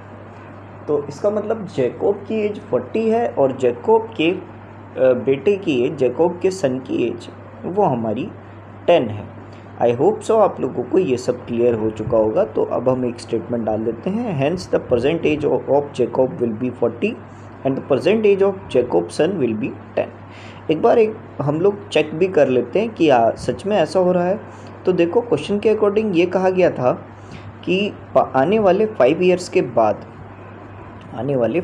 के बाद जैकब के सन की एज 3 टाइम्स हो जाएगी। तो अगर हम यहाँ पर x की प्लेस पर हमें 40 रख दें और y की प्लेस पर हम 10 रख दें तो 40 + 5 45 होता है, और यहाँ पर y यानी 10 + 55 15 होता है, और 3 की मल्टीप्लाई अगर हम 15 से करें तो 45 ही बनता है।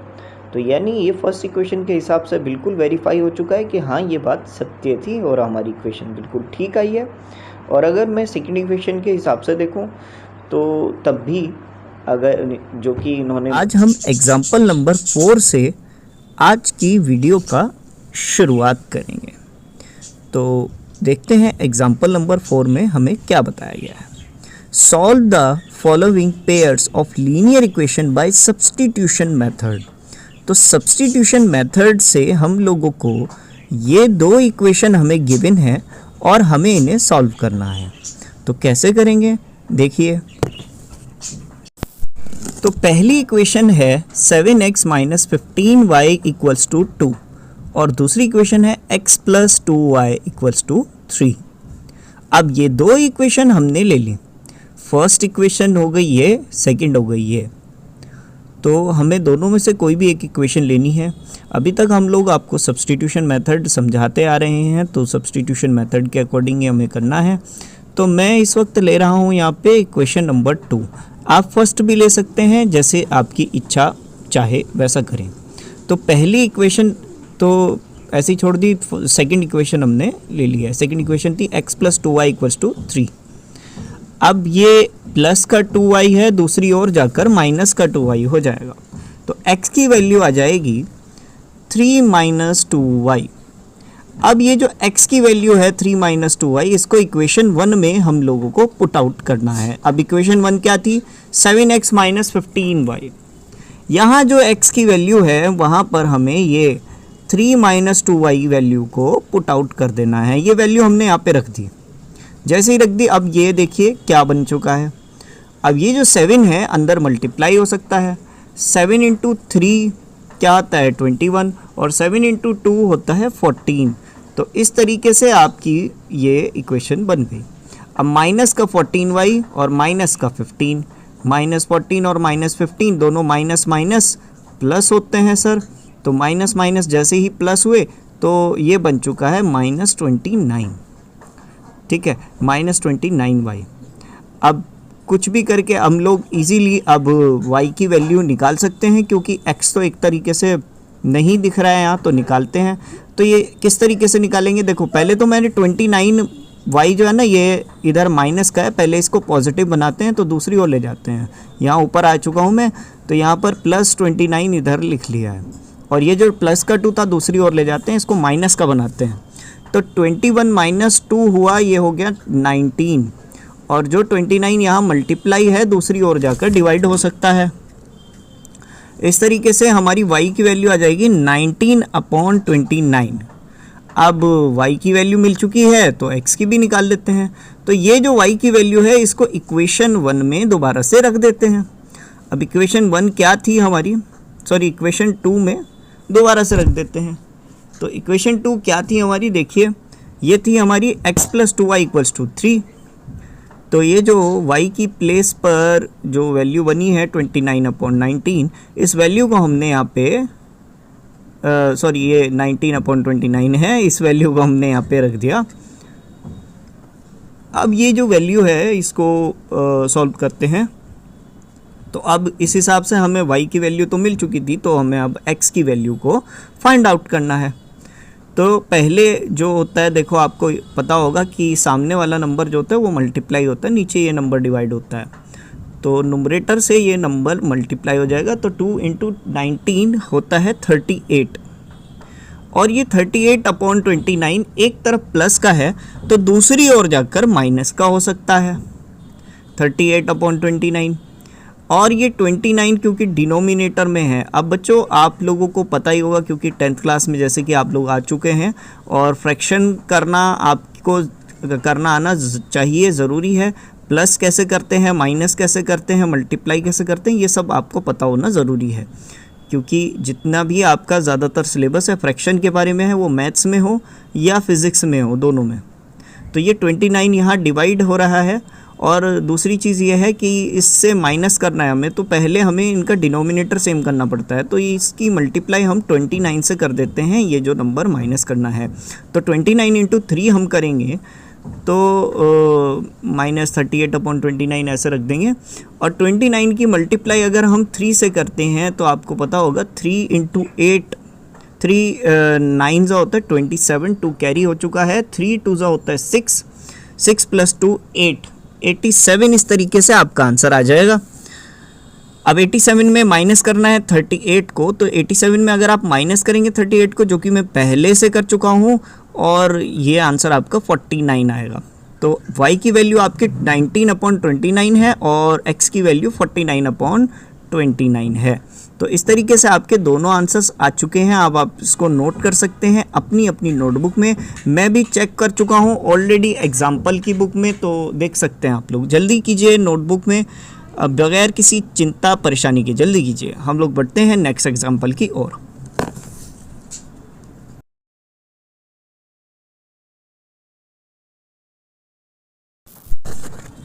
स्टूडेंट्स, अब हम लोग आ चुके हैं class 10th NCERT maths chapter number 3 pairs of linear equation में एग्जाम्पल नंबर 5 की ओर। क्या है एग्जाम्पल नंबर 5 देखते हैं।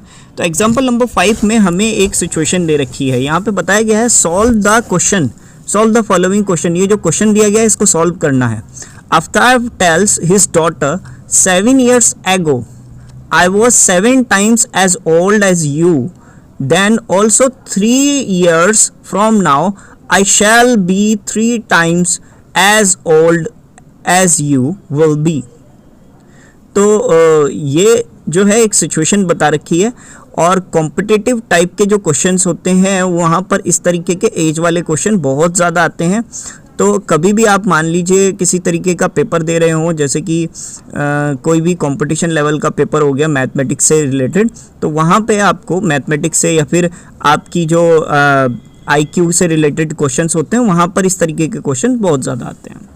तो देखिए क्वेश्चन क्या है। यहाँ पे आफ्ताब अपनी बेटी को ये बता रहा है कि 7 years ago 7 साल पहले I was 7 times, जो आफ्ताब की एज है वो उसकी अपनी डॉटर से 7 times थी, 7 गुना थी।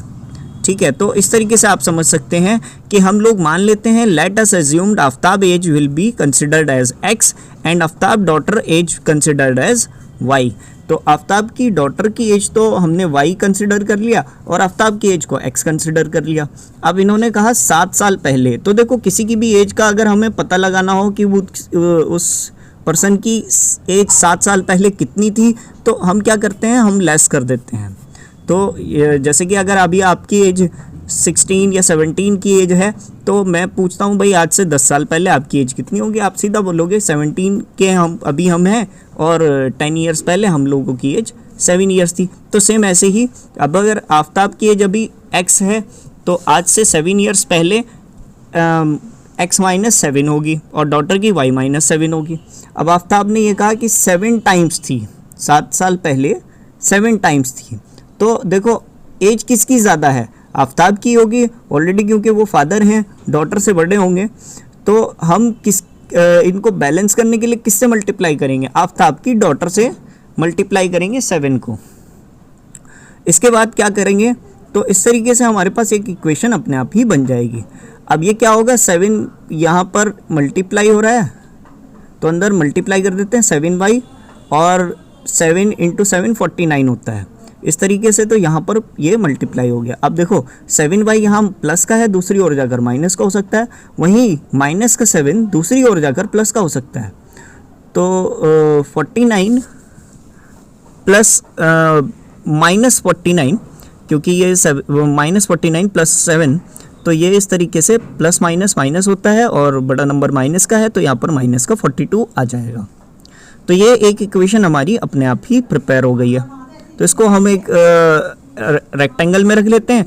दूसरी सिचुएशन में आते हैं। तो यहाँ पर लिखा है ऑल्सो 3 years फ्रॉम नाउ, आज से 3 साल बाद। तो अभी आफ्ताब की एज x है और डॉटर की एज y है। तो 3 साल बाद कितनी होगी? अभी आप 17 के हो तो 3 साल बाद आपकी एज 20 होगी, जाहिर है। इसी तरीके से अगर आफ्ताब की एज x है अभी, तो आने वाले समय में उसकी एज x+3 हो जाएगी और डॉटर की एज y+3 हो जाएगी। अब आफ्ताब ये कह रहे हैं कि 3 years फ्रॉम नाउ, 3 साल बाद, आई शैल बी 3 times, मेरी एज तुम्हारी एज से 3 गुना हो जाएगी। तो छोटा कौन है? डॉटर छोटी है, तो डॉटर के साथ मल्टीप्लाई कर देंगे, डॉटर की एज के साथ मल्टीप्लाई कर देंगे, ठीक है। तो यहाँ पर क्या होगा, ये नंबर इसी तरीके से इक्वेशन बन चुकी है, x+3 = 3 ब्रैकेट y+3।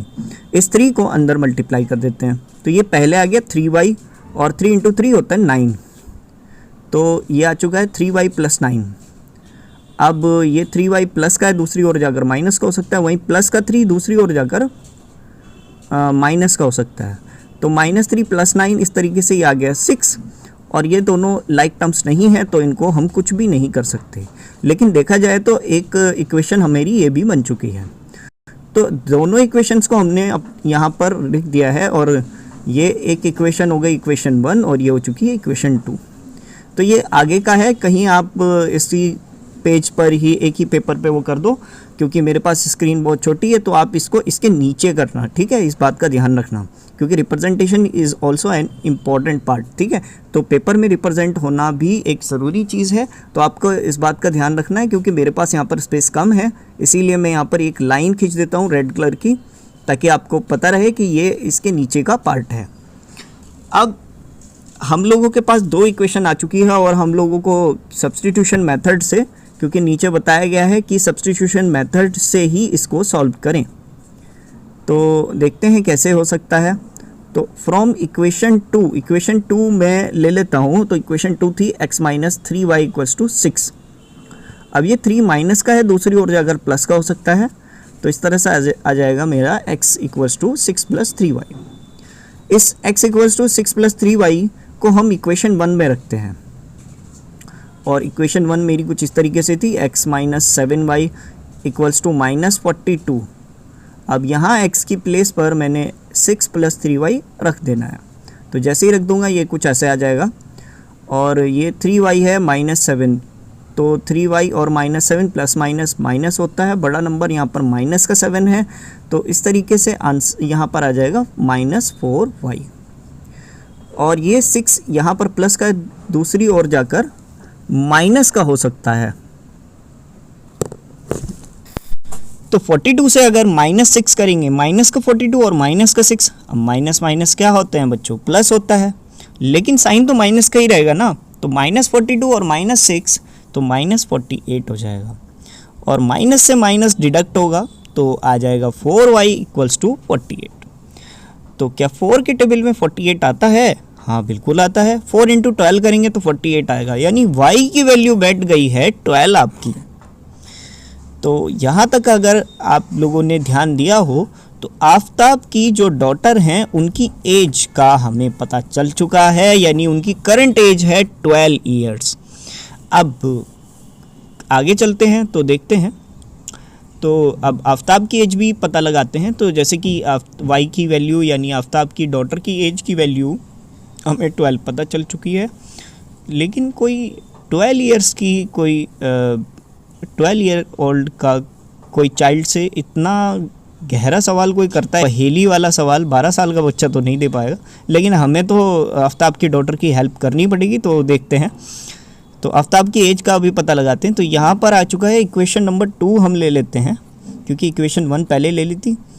तो ये थी इक्वेशन नंबर 2, x - 3y = 6। तो y की वैल्यू जैसे कि 12 है, तो 12 हम पुट आउट कर देंगे, 3 × 12 करेंगे तो 36 आएगा, और ये 36 यहाँ माइनस का है, दूसरी ओर जाकर प्लस का हो जाएगा। तो 6 + 36 किया तो वो आ जाएगा आपका वापस से 42। तो आफ्ताब की एज यहाँ तक हमें क्लियर हो चुकी है कि आफ्ताब की एज 42 ईयर है और आफ्ताब की डॉटर की एज 12 ईयर्स है। तो आई होप सो आप लोगों को क्लियर हो चुका होगा। अब आप इसको नोट कर सकते हैं अपनी अपनी नोटबुक में। एग्जाम्पल में हमने आंसर्स चेक कर चुके हैं, बिल्कुल सही आंसर आ रहे हैं, और मेरे ख्याल से आप लोगों को ये क्वेश्चन क्लियर हो चुका होगा। So thank you very much. अब हम लोग चलते हैं नेक्स्ट क्वेश्चन की ओर।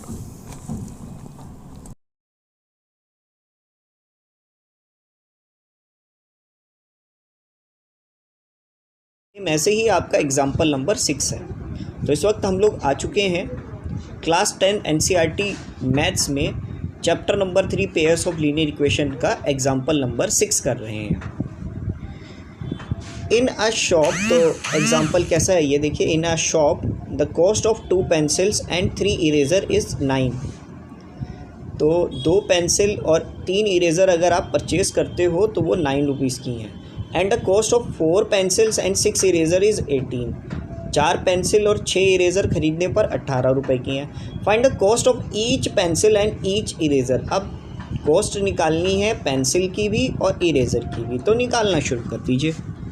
सबसे पहले तो हम लोगों को इन्हें x और y की वैल्यू में लाना पड़ेगा। तो मैं यहाँ पर लिख दूँगा let the cost of pencil consider as x and cost of pen consider as y। तो पेंसिल की कॉस्ट हमने x मानी है और पेंसिल की कॉस्ट हमने y मानी है। तो ये कुछ ऐसी वैल्यू आ गई 2x + 3y = 9, यानी 2 तो पेंसिल हैं और 3 इरेज़र हैं, तो 9 आ चुकी है एक इक्वेशन। और दूसरी इक्वेशन है 4x + 6y = 18, यानी 4 तो पेंसिल हैं और 6 इरेज़र्स हैं, तो ये 18 आया। अब हमें क्या निकालना है, हमें निकालनी है x और y की वैल्यू। तो ये फर्स्ट इक्वेशन और ये सेकंड इक्वेशन। तो अगर मैं फर्स्ट इक्वेशन लेता हूँ तो ये आता है 2x + 3y = 9। यहाँ 2x यहाँ 3y प्लस का है, दूसरी ओर जाकर माइनस का हो सकता है। वहीं 2 यहाँ मल्टीप्लाई तो दूसरी ओर जाकर डिवाइड हो सकता है। ऐसे में x की वैल्यू हमारी 9 - 3y/2 आ जाएगी। इसी x की वैल्यू को हम इक्वेशन नंबर 2 में रखते हैं। तो इक्वेशन नंबर 2 में जब हम लोग इसको रखते हैं तो ये इक्वेशन थी हमारी 4x + 6y = 18। तो यहाँ x की प्लेस पर हमने ये वैल्यू पुट आउट कर दी। जैसे ही पुट आउट की आगे देखते हैं तो ये 4 जो है ना ये अंदर जा सकता है। 4 9 36 होता है और 4 × 3 12 होता है। तो अरे ये तो कट भी हो सकता था, लेकिन अब मैंने मल्टीप्लाई कर दिया तो चलते हैं। अच्छा, ये जिसका कोई नहीं उसका 1 है, तो ये जो 2 है 6 से मल्टीप्लाई हो सकता है। तो आगे कर लेते हैं, नीचे जगह नहीं है। 2 × 6 = 12 यहाँ पे हम रख सकते हैं। ठीक है, 2 × 6 ये डायरेक्टली मल्टीप्लाई हो गया और मल्टीप्लाई होने के बाद ये 12 आ चुका है। अब ये माइनस का 12, ये प्लस का 12 फिर से आपस में कट गए। बचा क्या, 36 - 0 यानी 36/2। और 2 को अगर 36 से डिवाइड करूँगा फिर 18। अब 18 = 18 तो आ रहा है, लेकिन मेरी ये x की और y की वैल्यू एक तरीके से नहीं आई।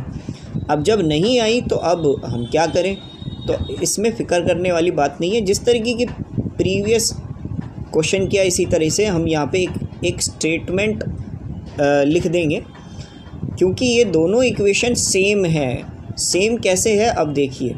ये थी 2x + 3y = 9 और ये है 4x + 6y = 18। अब यहाँ पर अगर 2 कॉमन ले लेना हम सेकंड इक्वेशन में, तो ये 2 कॉमन लेने पर अंदर बचता है 2x + 3y और ये 2 18 से डिवाइड हो सकता है।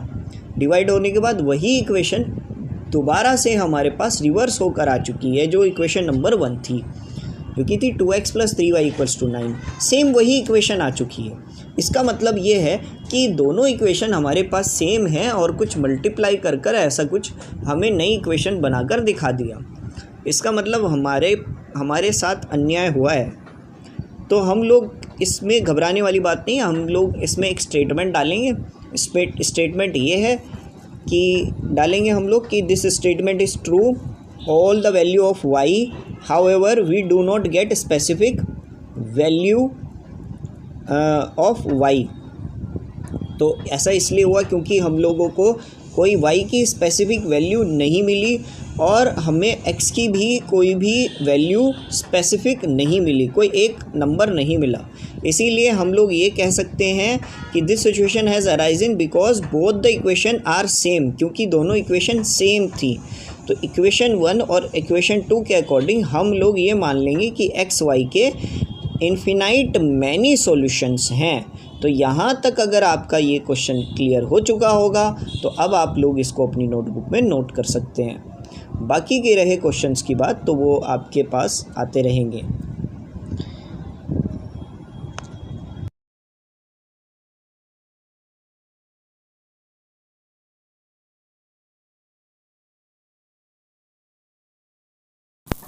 फाइनली स्टूडेंट्स, हम लोग आ चुके हैं class 10th NCERT maths pair of linear equation into variables में एग्जाम्पल नंबर 7 पर। देखते हैं एग्जाम्पल नंबर 7 में हमें क्या बताया गया है। यहाँ पे हमें दो इक्वेशन दे रखी हैं और पूछा गया है two rails are represented by the equation. दो इक्वेशंस हमें रिप्रेजेंट है। Will the rails cross each other, मतलब ये जो दो लाइंस हैं, मतलब इनको आपको आपने जैसे कि पॉलिनोमियल और क्वाड्रेटिक इक्वेशन जो चैप्टर है उसके अंदर भी आप देखोगे तो, और एक्सरसाइज 3.1 में आपने देखा कि किस तरीके से लाइंस क्रॉस होती हैं या इंटरसेक्ट होती हैं या पैरेलल होती हैं। तो ये पूछ रहे हैं क्या ये दो लाइंस आपस में क्रॉस हो सकती हैं, और या फिर अगर नहीं तो बताइए कैसे। तो सबसे पहली बात तो आप ये देखिए कि हम इन दोनों को जानने की कोशिश करेंगे कि अच्छा क्रॉस जो है वो दो ही तरीके से हो सकती हैं, या तो वो कोइंसिडेंट हो या फिर वो इंटरसेक्टिंग हो। तो देखते हैं। तो पहली इक्वेशन है हमारी x + 2y = -4 = 0। दूसरी इक्वेशन है 2x + 4y - 12। अब हम इक्वेशन 1 ले लेते हैं। तो इक्वेशन 1 में अगर आप देखोगे तो ये -4 दूसरी ओर जाकर प्लस का हो जाएगा, और ये जो 2y है दूसरी ओर जाकर माइनस का हो सकता है। तो इस तरीके से x की वैल्यू हमारी वो 4 - 2y आ सकती है। वहीं ये x की जो वैल्यू है इसको हम इक्वेशन 2 में पुट कर देंगे। तो जो इक्वेशन 2 थी हमारी वो कुछ इस तरीके से थी 2x + 4y - 12 = 0। यहाँ जो ये x है इसकी जगह पर हमें ये वैल्यू पुट आउट कर देनी है। तो जैसे ही पुट आउट करेंगे ये आ जाएगा। 2 × 4 होता है 8, 2 × 2 होता है 4। -4y और +4y ये तो एक जैसे हैं, लेकिन माइनस प्लस कट सकता है तो ये कट जाएंगे। बचा हमारे पास 8 - 12। 8 में से 12 माइनस होंगे, और क्योंकि माइनस का 12 बड़ा है तो यहाँ पर -4 आ जाएगा। अब ये क्या हो गया, कुछ अजीब सी इक्वेशन नहीं आई। -4 = 0 आ रहा है। क्या ये आपस में क्रॉस हो सकता है? बिल्कुल नहीं, क्योंकि इक्वेशन तो बिल्कुल भी इक्वल नहीं आ रही है। ना तो हमारे पास x की वैल्यू कोई निकली है, ना ही y की कोई वैल्यू निकली है। तो पूरे के पूरे जो चैप्टर में आपको सिर्फ यही एक क्वेश्चन ऐसा है जो इस तरीके का है जिसमें आपकी स्टेटमेंट फॉल्स आ रही है। तो ये जो यहाँ पर क्वेश्चन ने हमसे पता किया था, मालूम करने की कोशिश की थी, पूछा था कि क्या will the rails cross each other. मैं कहूँगा नहीं, क्योंकि ये जो स्टेटमेंट आपने हमें शो की है ये बिल्कुल गलत है। दोनों इक्वेशन आपस में क्रॉस नहीं कर रही हैं। Therefore the equation do not have common solution, so the two rails will not cross each other। तो क्योंकि दोनों इक्वेशन आपस में कॉमन नहीं है इसीलिए ये आपस में कट भी नहीं कर सकती हैं। देखा जाए तो अगर आप ध्यान से देखोगे तो अगर ये 1 है ये 2 तो 1/2, और ये 2 और 4 तो ये भी कट होकर 1/2 हो सकता है। लेकिन -4 और -12 इनको रखेंगे तो ये 1/3 आएगा। तो 1/2 = 1/2 नॉट इक्वल्स टू 3/4 इस तरीके से हम लिख सकते हैं। अब आपको ये सिचुएशन नज़र आ रही होगी। A1/A2 = B1/B2 तो इक्वल आ रहे हैं, लेकिन नॉट इक्वल आ रहा है C1/C2। तो ये कौन सी सिचुएशन होती है? ये सिचुएशन थी पैरेलल लाइन की, और पैरेलल लाइन आपस में कभी क्रॉस नहीं होते हैं। तो ये हम कह सकते हैं कि ये जो हमारी रेल्स हैं ये आपस में क्रॉस नहीं हो सकती हैं। तो मेरे ख्याल से आप लोगों को ये क्वेश्चन अच्छे से क्लियर हो चुका होगा, क्या है इसमें, किस तरीके से हमसे क्या पूछा गया था, और ये एग्जांपल्स भी आज के कंप्लीट हो चुके होंगे। सो अगर आपने ये वीडियो यहाँ तक देख ली है तो मैं आप सभी से कहना चाहूँगा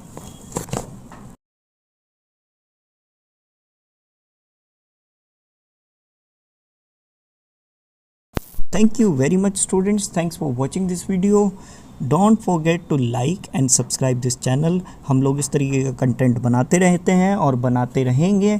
और इस वक्त जैसे कि चैप्टर नंबर 3 हमारी इस वक्त YouTube चैनल पर अभी कंटिन्यू रहेगा और एक्सरसाइज 3.3 भी जल्दी ही हम लोग कंप्लीट करेंगे। तो यहाँ तक वीडियो देखने के लिए thank you very much. Thanks for watching again and don't forget to like and subscribe this channel. Thank you. Video late आने का रीज़न ये है क्योंकि मेरे भी एग्ज़ामिनेशंस चल रहे हैं और इन दिनों एग्ज़ामिनेशंस चलने की वजह से मुझे वीडियो एडिट करने में और वीडियो को रिकॉर्ड करने में बहुत टाइम की प्रॉब्लम हो रही है। दैट्स वाई वीडियो थोड़ी सी लेट हो रही है, लेकिन एक्सरसाइज 3.3 जो है वो जल्द ही कंप्लीट हो जाएगी। आप अपनी राय दे सकते हैं कमेंट बॉक्स में कि आप अगला जो चैप्टर है वो कौन सा देखना चाहेंगे, या फिर हमें इंस्टाग्राम पर भी फॉलो कर सकते हैं। तो थैंक यू वेरी मच।